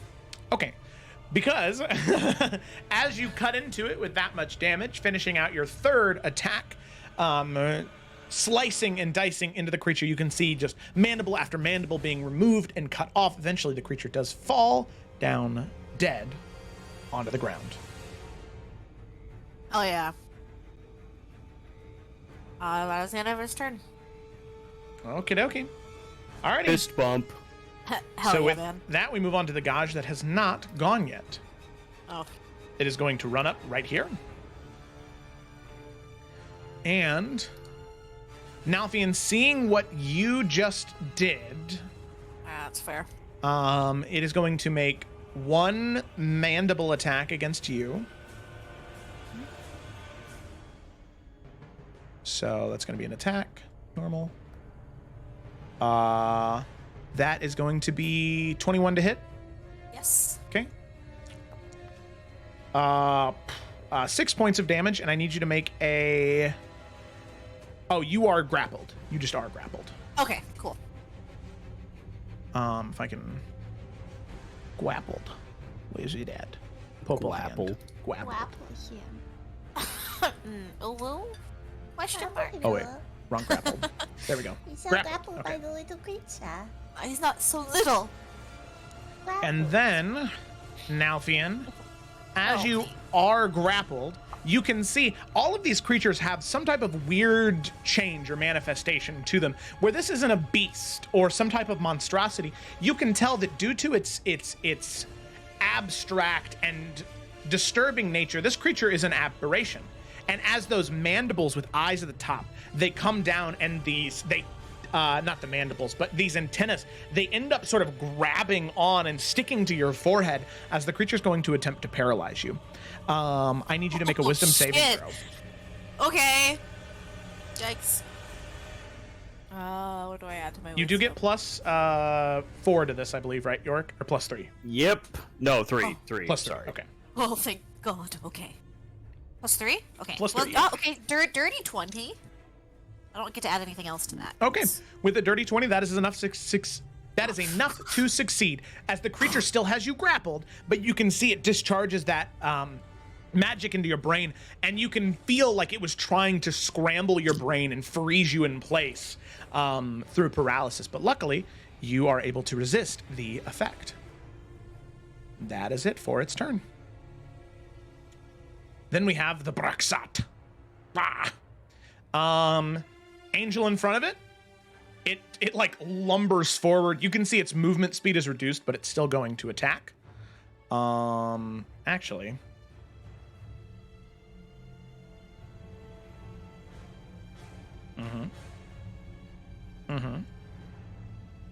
Uh-oh.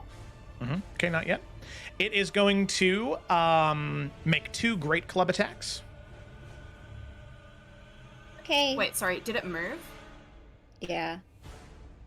Yeah, that arrow only reduces its oh, that's for the damage. Okay. Yeah, it takes damage though. So 6 piercing. Yes. Okay. Slashing. Okay. That's fine, yeah. Sorry, I'm also looking for the Celestial's health. It should be 40, I think. Because it's 40 plus 10 40 for... plus 10, each for skill level above 5th. Okay, gotcha. 40. Okay. So it's going to walk up to it, lumbering towards it. You can see the grappling arrows magic sort of cutting into it and lacerating through the hardened skin. It's going to make 2 great club attacks. First one. That's a 17 to hit.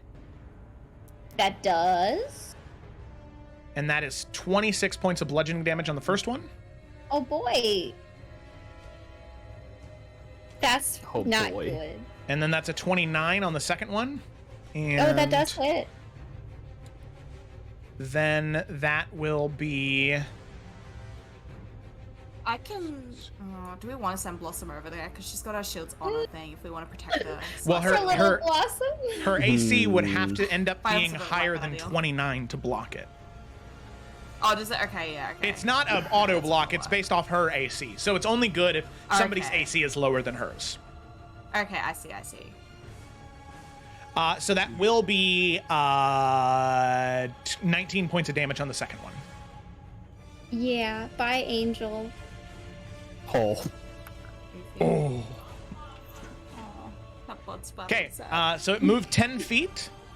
Still has more movement. In fact, its movement speed is reduced by 10, right? Yeah. It's Oh no. It still has 20 more feet of movement. It has 40 feet of movement total. So it is going to move. I felt so confident at the beginning. Oh my god.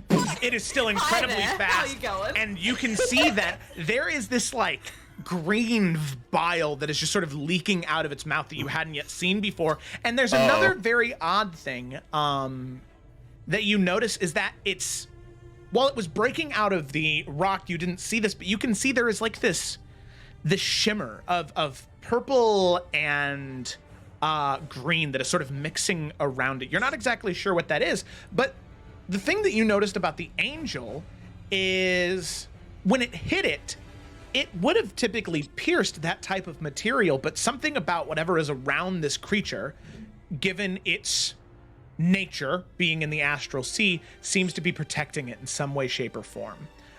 Still able to hit, but it's much harder to hit because of its its astral nature. But it can't do anything else on its turn. Blossom, what's she doing? Okay. Holy shit! That's the first thing she does. Yeah. And so going from that holy shit, cast Dominate Beast on the boy. Because Is it Dominate Beast or Dominate Monster? oh shit, it's not a beast. It totally would be a beast. Blossom would know that. She would She be would. dumb like me. Yeah. Um. I understand. It looks like a rhinoceros, so I understand. Yeah, no, I'm just, oh yeah, it's a beast. Okay, but what she does have instead is Hold Monster, which seems a lot more applicable here. I mean, yeah, okay, this seems right. And it's even just a creature, so who fucking cares what it is? So yeah, she'll cast Hold Monster on it. Okay. And it's a Wisdom DC 17. Nice. How do I? Ooh, that's a dirty 20. Oh. 19 plus 1. Bastard. Okay. So that doesn't work. I don't think she has any bonus actions. No, probably It's not. really hinging on this working, you know? Hold on, let me just read something. Rook, while you're reading that, I'm gonna pick my food up off. Well, no. I read it.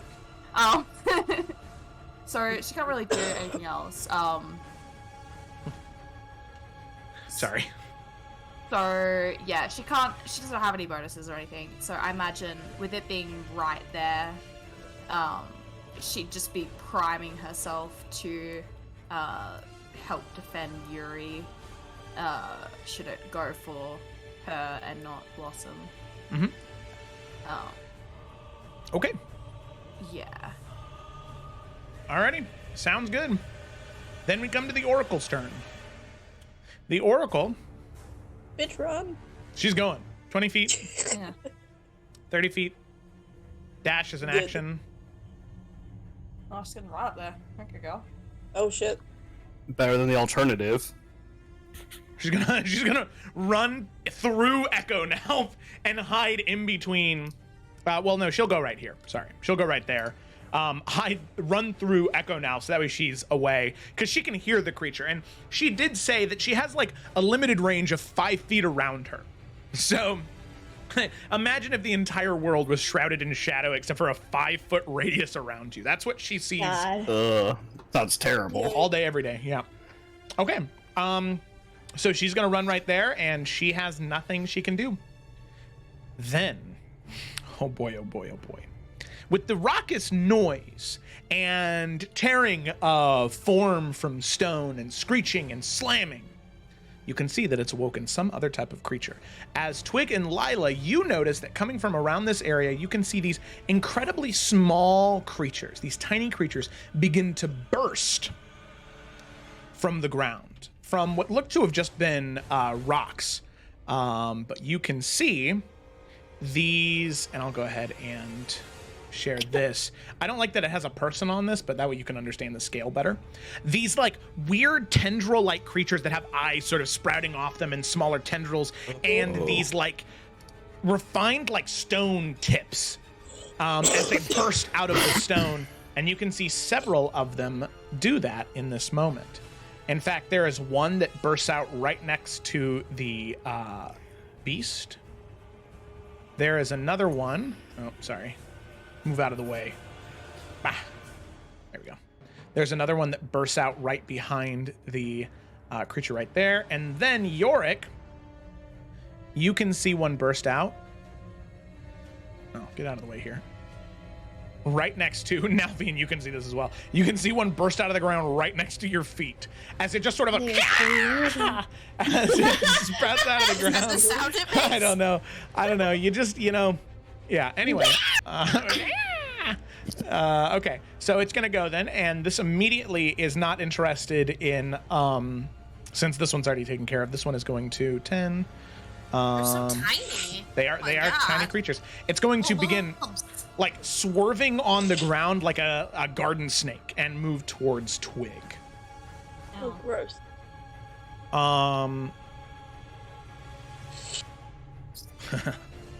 That's funny.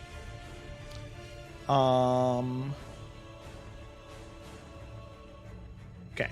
So with that Twig, it is going to make one spiked tentacle attack against you.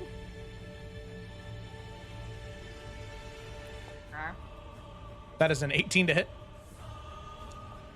I see 17. Yes. 3 points of piercing damage.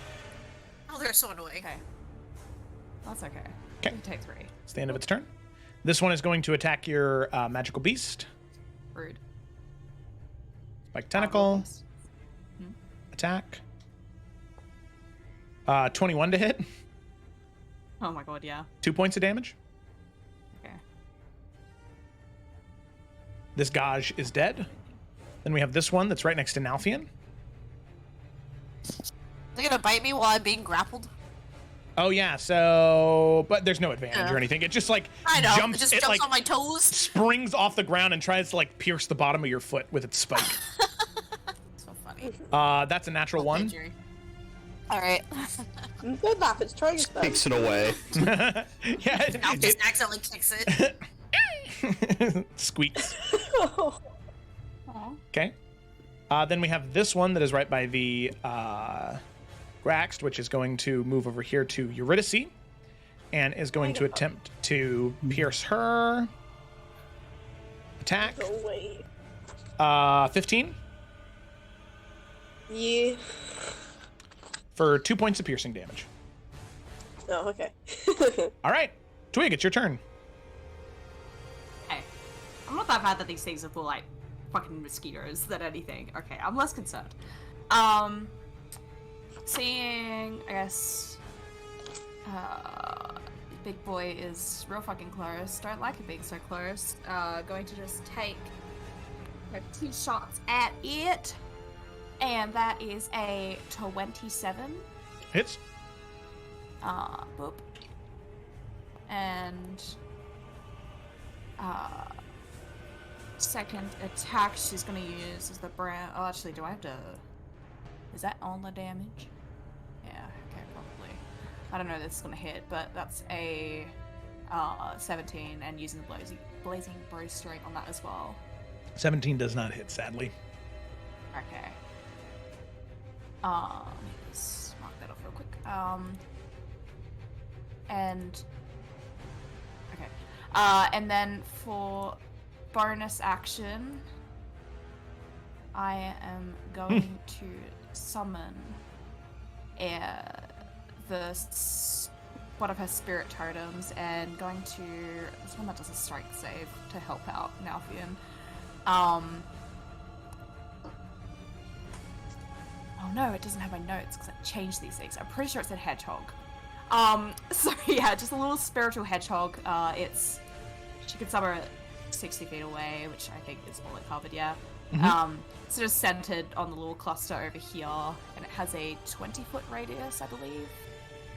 30-foot radius. And so using the reskin bear spirit, which is just a little hedgehog, everyone in that aura is going to gain 11 temporary hit points, and you also have advantage on strength checks and saving throws whilst you're within it. Okay, so that's bonus action. And then, finally, Beast Boy, Storage Beast, has its action. Love Teen Titans. I know, right? So it's gonna chomp down at this wormy fucker, and it gets advantage on that, because I'm there, and it got a nat 20. I'm so proud of this boy. So then that is 3 plus 8, so 11 plus another 8. So that's 19 points of damage to the worm boy, or the leech. Okay. It is still alive. However, you said 19 points? I believe I did, yes. Okay. It does also have a second attack if that matters. So, Multi-attack. as the creature sort of swipes down or bites down on this leech, you can see as it does that, there is this magical discharge from the creature that fires randomly within 30 feet. So let's see. Blossom is 1, Eurydice is 2, Lila is 3, Twig is 4, the magical beast is 5, and we'll say the magical beast is 6. All right, so it hits the magical beast. So it needs to make a dexterity saving throw. Okay, I don't think it has any proficiencies for that. Oh, that's a 17 though. Okay, that is a success. It still takes 3d10 damage, but it is not stunned. Nice. 17 points of damage. 17. Okay. But it does still have its second attack. Okay.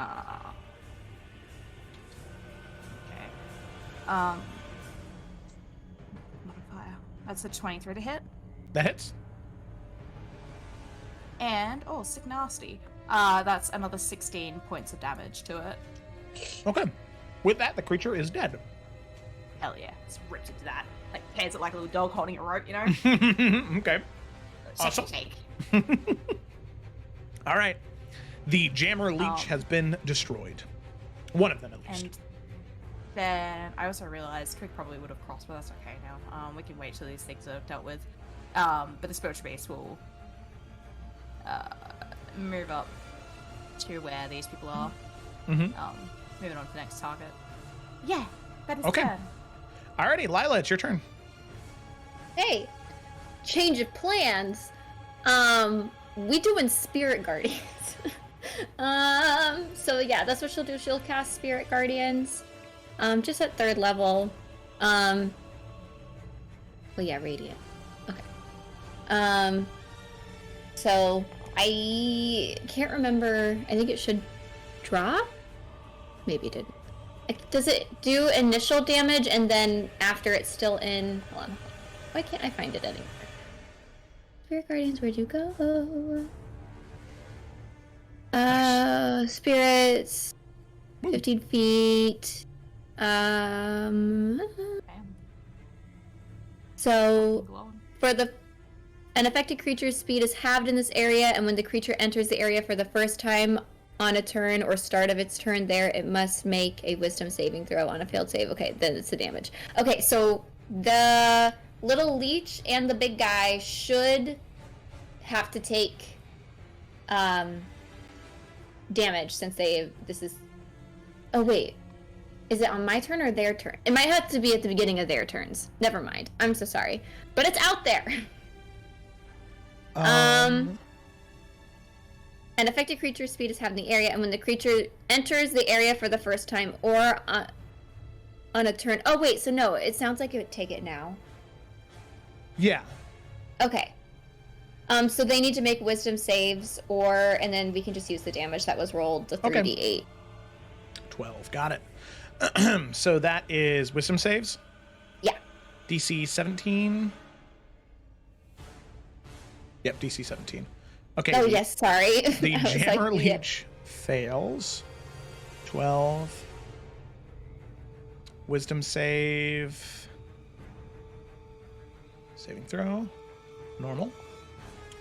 It's a 12, so it also fails, so they'll both take 12 points of damage. However, the Jammer Leech, as it's hit with the Spirit Guardian's energy, you can see there is this discharge of magical energy that happens as it is discharges, and it'll just be the...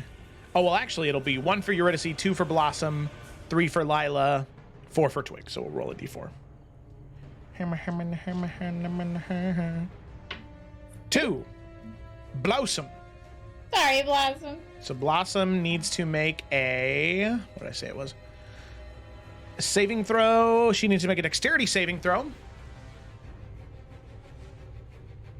Okay. I think if I remember right, yes. Okay. Oh. That is a so- failure. Oh.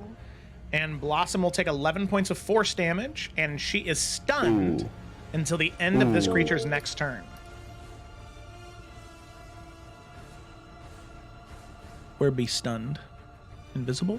Paralyzed? Petrified? If we kill it to where it doesn't have a next turn, is she stunned forever? Yes. What a mechanic. So Damn. Blossom is incapacitated. She automatically fails strength and dex saves, and attack rolls against the creature have advantage. Oh, no. Goofy. That creature has 2 attacks, is that what you said? Womp, womp, womp, womp. Yeah, the Brexit does. The Brexit does. It does have 2 attacks. Hold on, wait. So she can't take reactions, can she? No. Okay. Correct, yeah.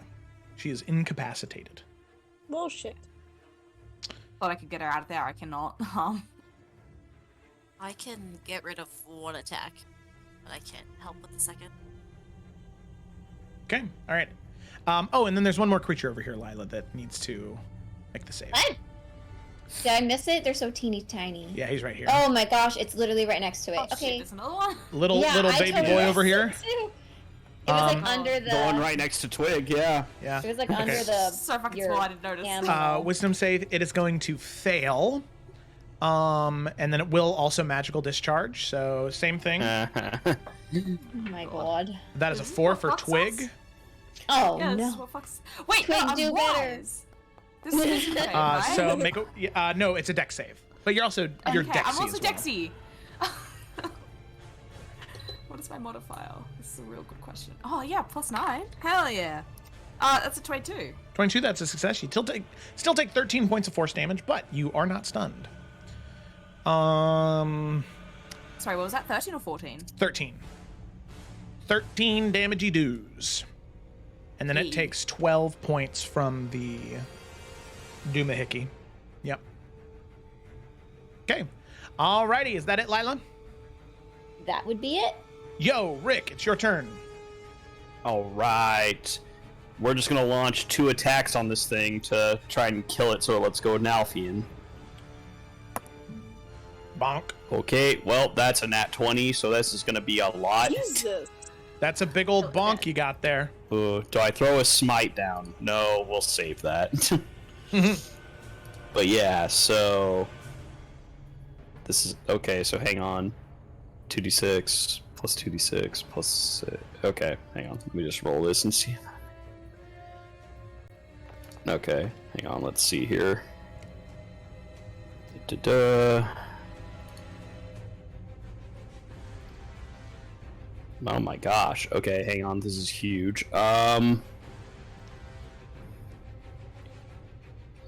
27 plus 24 because 4 times 6. So 51 points of damage on that first hit. Okay, 51.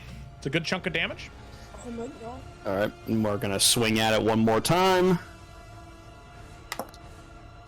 Well, that was a 19 before fire, so that was almost another crit. That also Told me hits. I was a champion. Time to multi-class. Yep. Triple multi-class. All right, not as good, but 23 points of damage. 23 points of damage. With that, that is enough to do it in. Woo! You got it. Look at you go. Nalfian immediately, as Yorick with the first one smacks into the side of the creature, the second one breaking off the mandible, you drop safely onto your feet. Woo! Thanks, Got bud. him, Nalfian. Appreciate it. As it's just like oozing blood. Yeah, it's really gross. You can see that these creatures have like a mosquito-like body where they had spent so much time sucking up the blood from this river that as you hit it, it just begins to leak out this singeing, viscous matter that is its own internal organs mixed with the blood of whatever god this was. It's gross. Wow, I hate that now. Alrighty. Anything else, Yorick? And nah, there's not really anything he can do to help everyone, so he's just gonna wait and he'll do something next turn if this is still going on. Okay, alrighty. Yuri. Okay. Okay. This thing's turn is gonna be like before any of ours, which is kind of the issue. I did ask you a question, by the way, Joe. I sent you a question. Mm-hmm. I responded to it. Did you? Well, Am I fucking crazy? At 7:05. Okay, Oh, I'm sorry. Boom. Okay, Hey, yeah, I got the receipts. Wow. Okay. So, do we just want to? Because things are pretty shitty. If I use Dimension Door, does it still get an attack of opportunity because it's moving? Nope. No. Should I Dimension Door Blossom away? Do what That's you fine. ever feel is most helpful for the situation. I don't know what you got. Nothing that useful for something that's fucking close to me. Then do that. Yeah, then get out of there. Disadvantage, so yeah. Get her out of Yeah, there. I think Blossom shouldn't be there anymore. So Yuri's just gonna be like, okay, you guys just cross the bridge as quickly as possible, grabs Blossom, and then just like yeet somewhere over the side. All right. Probably about is Yuri moving? She is. Probably about like here. Oh my god. Nope. Yeah. Okay. So, yep, as you grab onto Blossom, she is absolutely stunned, petrified in that moment. You grab onto her, rip her and yourself into this portal that opens up behind you. You can see the creature try and slam down with this giant maul towards you, but sadly, it misses as you just teleport away too fast and appear a little bit behind Yorick. Okay. I don't think I have any bonus actions that could be helpful to you guys. So I would just say good luck. All right. So with that, we move on from Eurydice to Nalfian. Okay. Well, this is also awkward that we all ran over here. You do have that bug at your feet. Oh, okay, I do. Oh, here, I'll be right back. Sorry, I hate to keep going to break, but my mom's calling me, so I'll be right back.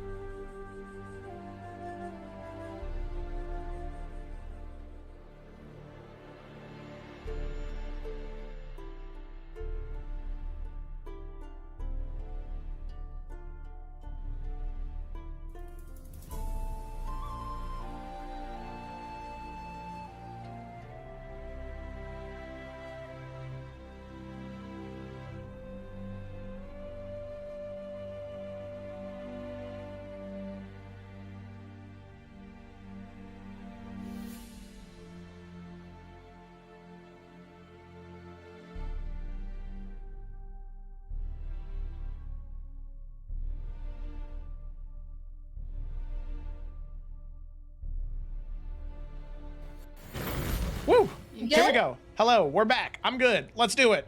Okay. Nalfian, anything on your turn? Oh yes, wow. Okay, I'm also back now. I'm so sorry. It's okay. He has a reaction he is going to do. But for now, as his action, he is going to fucking take care of this fucking leech at his foot Okay. and just kind of strike down at it with his, not even slashing, like literally with his sword pointed down. Just stab at it Okay. like a nuisance that it is. Make an attack. Oh yeah, okay. 25. That'll do it. Yeah, that'll hit. Splop. And splop. That's Okay. still alive. 17 points of damage, yes. And then either against you, Echonath, the Oracle. Oh, so there's D6. So Oracle's 1, Echonath is 2, you are 3, Yorick is 4, Blossom is 5, and Eurydice is 6. I forgot about that. Wait. Never mind. I already said it. Never mind. Okay, 4, so it's going to come at Yorick. Yorick, make a dexterity saving throw. I Sorry, just saved dude. your ass. I'm sorry. So much happened in this moment. The betrayal. Fail. Okay, Yorick, you take 12 points of damage, and you are stunned. At least you're over here. Okay, it's still alive. It is still alive, yeah. Alright, instead of stabbing it, can Nalfian just kick it with his foot like a fucking ball into the pit? Sure. If you would have done one more normal attack, you would have killed it. So just roll Nah, a Nalfian at this point, seeing it, like, what it does to York, he's like, oh, fuck. And he's just gonna punt it into the fucking hole. Okay. Sounds good. You can roll if you want me to. No. It's okay. It's okay. All right. Yorick, wait.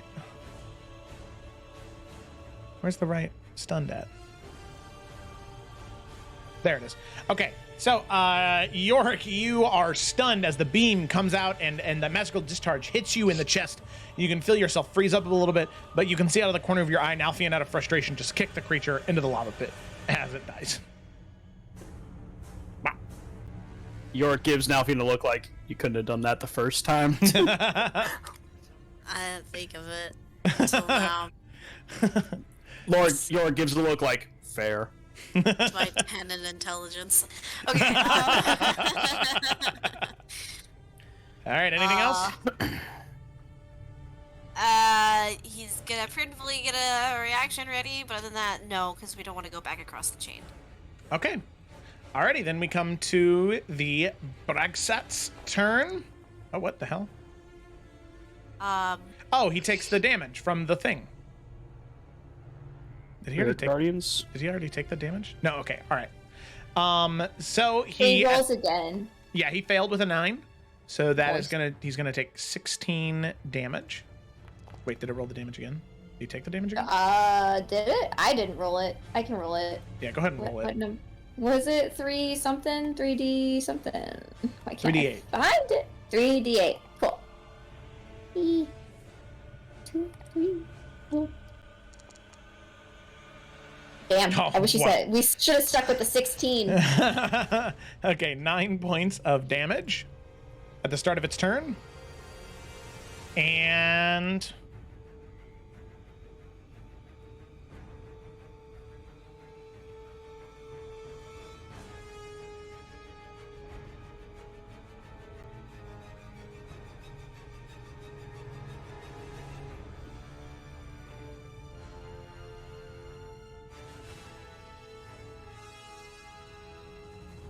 This is very long and. I know. so what you see is the creature. What? Get out of here. Stop that. I said stop it. Alt. Okay. You can see the creature as it moves to the side just a little bit, so it will take that damage. So go ahead and roll your 2d6 again. Nice. 6 damage. So it just continues to lacerate and cut into the creature. You can see that as it comes over, sort of lumbering to the side, it sets its giant hammer down on the ground next to it, and you can see that green bile coming from its mouth. It rears its head back and just as it just vomits this acid out towards the two of you. Can I do this for one of them? I've also got a thing I can do as a reaction. I've got absorb elements if it's acid. Oh, I just watch.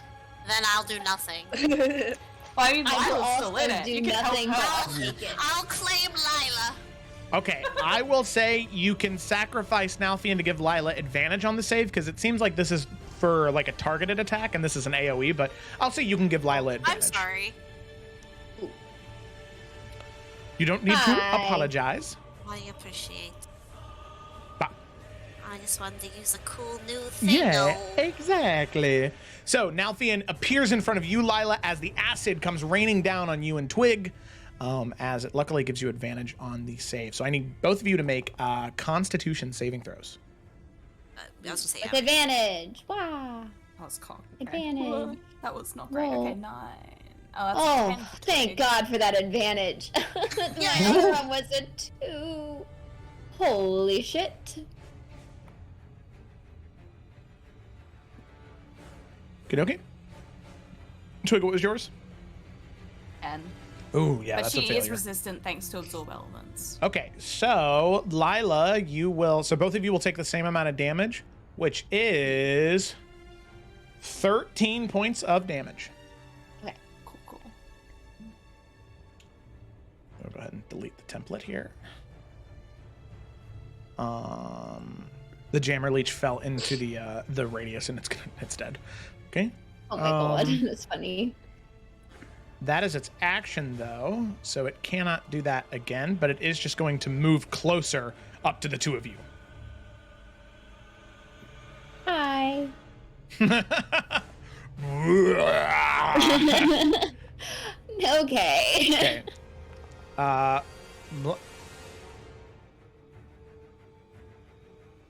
did it just do? Spirit Guardians, start of turn. Blossom's not in Spirit Guardians anymore. What are you doing? Blossom was never a target of Spirit Guardians. Did it take health He's away the from her? real enemy. Yeah, that's crazy. Okay, plus 4. That was weird. All right. Anyway, it's Blossom's turn. She's stunned, so skips her turn. The Oracle is going to continue moving up this way to where she's being pulled. Okay.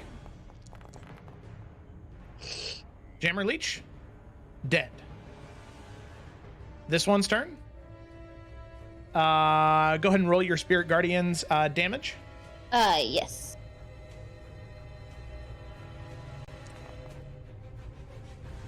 Man, that was so much better. That is enough damage. Dead. We move to this Leech's turn. Oh, this one is also dead. So then we move up to Twig. Back at the top of the turn order. Right. I'm really happy that in some way that I got this. Okay, so because she's got absorb elements, it has on the next melee thing that she can do. She could use the damage on that. And conveniently, one of my cantrips is Thorn Whip, which is a melee spell attack. Oh, wow. So I didn't need to do that, but hey, let's just do this. Oh no, that was such a sad thing. I'm guessing that's missing. That is a miss. Also, it's immune to acid damage. So as the acid hits it, That's it funny. just runs off like water on a duck's back. But it still would have been 3d6 damage. That's true. So yeah, that's a little awkward. So that did absolutely jack shit. I could have just Dimension Door us away, but I wanted to try something, and this is why I don't try new things. Heard it here first. All right, anything else, Twig? Sad what's John her Cena action? noises. So we're not dimension dooring away. You I'm decided sorry, I wanted to do something use- cool. I didn't realize. dimension doors. Okay, all right. If there's nothing else, Twig. 3d6 damage and everything. Would have been so fucking cool, Lyle. I was like doing Just the leave me. Sakura, like hitting her forehead right now. Like, alright. Okay, Cool. all right. Lila, it's your turn. right. Wait, but I do still have, my summon beast still gets to go. I'm fine with the crossing back over, ha ha ha. Just so I can still actually get an attack on something. It can run back and make its 2 attacks at the boy, the big boy. And it gets advantage as well. Well, that was 2 15s, that's funny. So that's a 24 to hit. That hits. I'm guessing that hits. Mm-hmm. Oh god, I rolled another 8. So that's 16, second attack. Okay, I'm guessing whatever that is because I rolled higher, so that was a 17. So what is that, 17? 26, so yeah, that would hit. Okay. And then that's another 12 damage to it. Okay. Oh. And yeah, just keep Okay. snarl at the thing. Alrighty. Bites away. With that, Lila, it's your turn. Okay. Lila's going to grab onto Twig and dimension door us away. So, I don't even know. Bring us by, the other 2. That works. Because I was like, I don't even know how far dimension door is. I'm using the breastplate. So I don't even know if that counts as casting a... Okay, 3C. So 3 charges. Boop.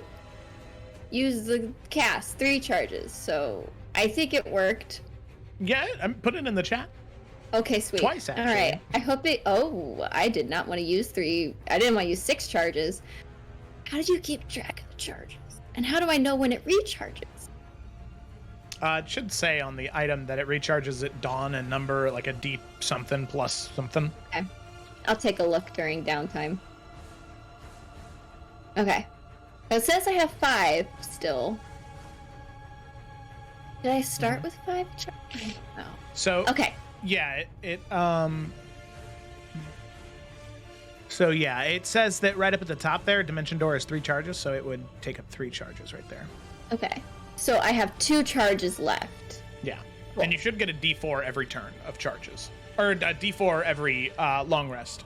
Every dawn, I guess. Okay. Gotcha. Okay. Sounds good. Okay. That makes sense. I think it's just that I haven't used it yet, that I was like, there's a system here, and I don't know it. Okie dokie. Alrighty. Anything else, Lila?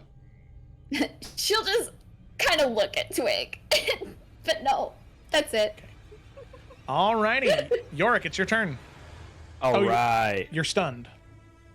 Well, doesn't that end at the end of the creature's turn and it died last round? Oh, yeah, you're right. All right, cool. All right, so Yorick's unsure if this thing is going to follow or not, but he has a plan. Excuse me, Alfie, I'm just going to stand right there. All right, Yorick's going to hold his action, and if this thing, like, tries to jump at us, because, like, clearly it couldn't walk on the chain, right? Like, that thing's too big for that. Mm-hmm. Yeah, if this thing jumps at us, Yorick's going to hold his action to just put the immovable rod in front of him and click it. Okay. Alrighty, sounds good. That's what he's going to do. Alrighty, you do that. Eurydice, it's your turn. What do you want to do? Okay. Quick group question. Are we just running at this point? Are we just leaving? I kind of thought we were. Okay, cool. Then, in that case... yeah, Yuri's gonna go over to the Oracle, and... What is the obvious way out? Which is the direction for that, sorry? Right here in the, like, right in the corner right here. But you have to, like, In go the corner, around. right? Top corner? Top You right have to corner? go around, like... Okay, I see. Yeah, it's like all spiky here. Yeah, I see. Okay, then I will just... I will go around. 20... What's that? I'll just dash, just to get, like, all the way Okay. up there, pretty much. And be like, hey, guys, let's fucking go. Let's not say that we're gonna leave, and then use our action to do something else. Damn. All right. So you're ready to see you get up, you go. With that, we move on to Nalfian's turn.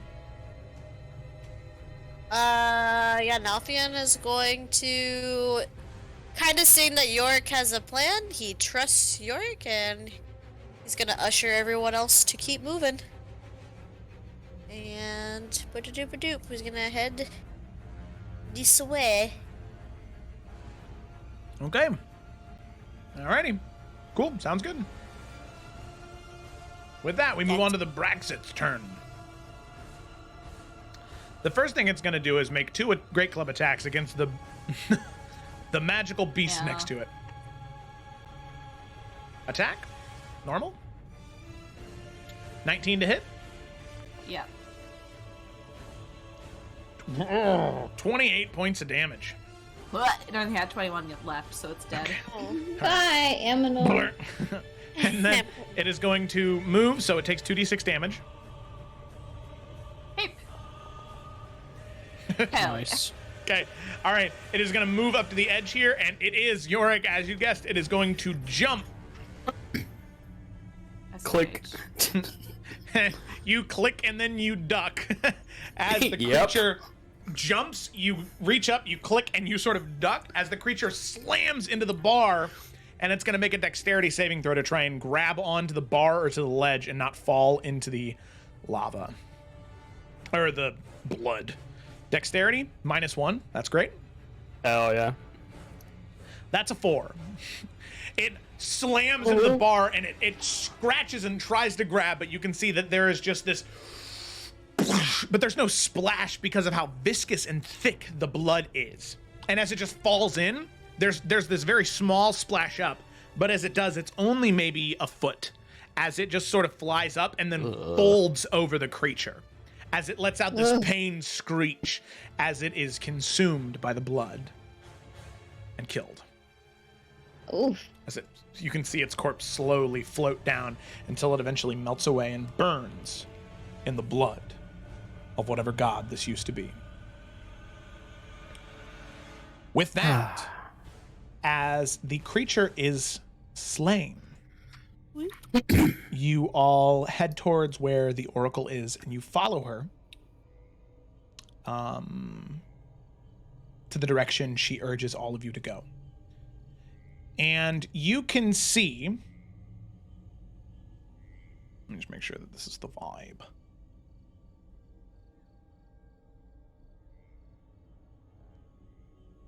Okay, here we go. So, as all of you make your way throughout the area, just sort of following the oracle as she is feeling herself getting closer and closer and closer to this thing, this piece of her home, of her connection, this source of anguish and pain in her life. She feels it getting closer and closer and closer until eventually you enter this large cavernous area. After running through smaller tunnels. And you can see, sorry, Lila's thing is being... It's a bit obnoxious. There you go. It's out there for everyone. Okay. All right, it is over now. Okay. So, as you move in, you can see there are these large, unnatural, rocky shapings in this area immediately. And you can see this large hole in the ground. And you can see floating in this crater, maybe 15, this crater about 30 feet wide. You can see floating in the center, elevated 25 feet from ground level. You can see these twistings of thread constantly shifting and moving over each other. And you can see the oracle looking at it, feeling that connection and feeling how strong it is. And you can see her preparing to move closer to it, but she stops. as all of you enter this area, it seems as though the individuals that placed this item here and moved and put these threads here knew that there might come a time when someone would show up to take it. As you all enter, approaching maybe within 40, 50, maybe 60 feet of these threads, along the back side of the wall, you can see these ancient runes scrawled into this solid piece of material. And as you approach and get that much closer, you can see the runes alight as if a trap was triggered. And you see this creature emerge, meant to protect this area and protect this thread. A creature that you're not sure if you have the ability or the strength to kill. But you have your disc and you see the thread. So all you need to do is get the thread and get out. Because the creature that emerges from this portal, this creature that is absolutely horrific, that seems to be swirling with cosmic energy, seems to be something that is just like you were warned about. A creature that exists outside of the realm that you understand, but for some reason has been lured here to protect these threads. And you can see all around you upon the creatures entering, those unnatural stony shapes beginning to shift and move. These unnatural hills of flesh and sinew begin to crack open as you see large, bulbous yellow eyes beginning to flick and look around. And you see this cosmic horror enter through that portal. As you see something very similar to this. Oh. Oh my god. Oh, I know this thing. This is not a good thing. So, as you enter, you can see this gargantuan creature, tendrils leaving out of the portal. You see the threads right here, this golden glow in the center. Oh, okay. Right there. It's 25 feet up in the air, and this cosmic horror awaits you right there. However, before we can get to the gathering of the threads, that is where we're going to go ahead and end tonight's session. Woo! Oh boy. Look at that. Jesus. Look at that. Woo! Very so is exciting. this all ground? Yeah, it is. But the ground that you're standing on, as you entered into this, you're not sure. You must be inside of some organ because the ground is squishy and it doesn't restrict your movement at all, but your foot sinks in about like an eighth of an inch with each step you take. Kind of like walking on a trampoline almost? Yeah, it very much feels like that. It's awful. And like I said, you can see this creature emerging. And like I said, this creature, definitely pretty powerful. So, and that's something all of you can pick up on. So, I have a feeling that grabbing the thread and using the teleportation device Efren gave you might be the best way out of here. Alrighty. So with that, thank you all so much for watching. I hope you enjoyed. I apologize for how, to the players and to the viewers, for how on and off it was. It was just, I have some family things going on with my dad right now. So I was just, people were calling me to let me know how he was doing. And I appreciate you being flexible. Thank you for that. We will have Isles next week. And then Isles will be off for 2 weeks because of Christmas Eve and New Year's Eve. But then after that, we will be back very consistently because I'll be starting a new job. Very excited for it, and I'll have a lot more free time, and my schedule will not be nearly as hectic. So thanks for watching, everybody. I hope you enjoyed, and we'll see you next time. Bye.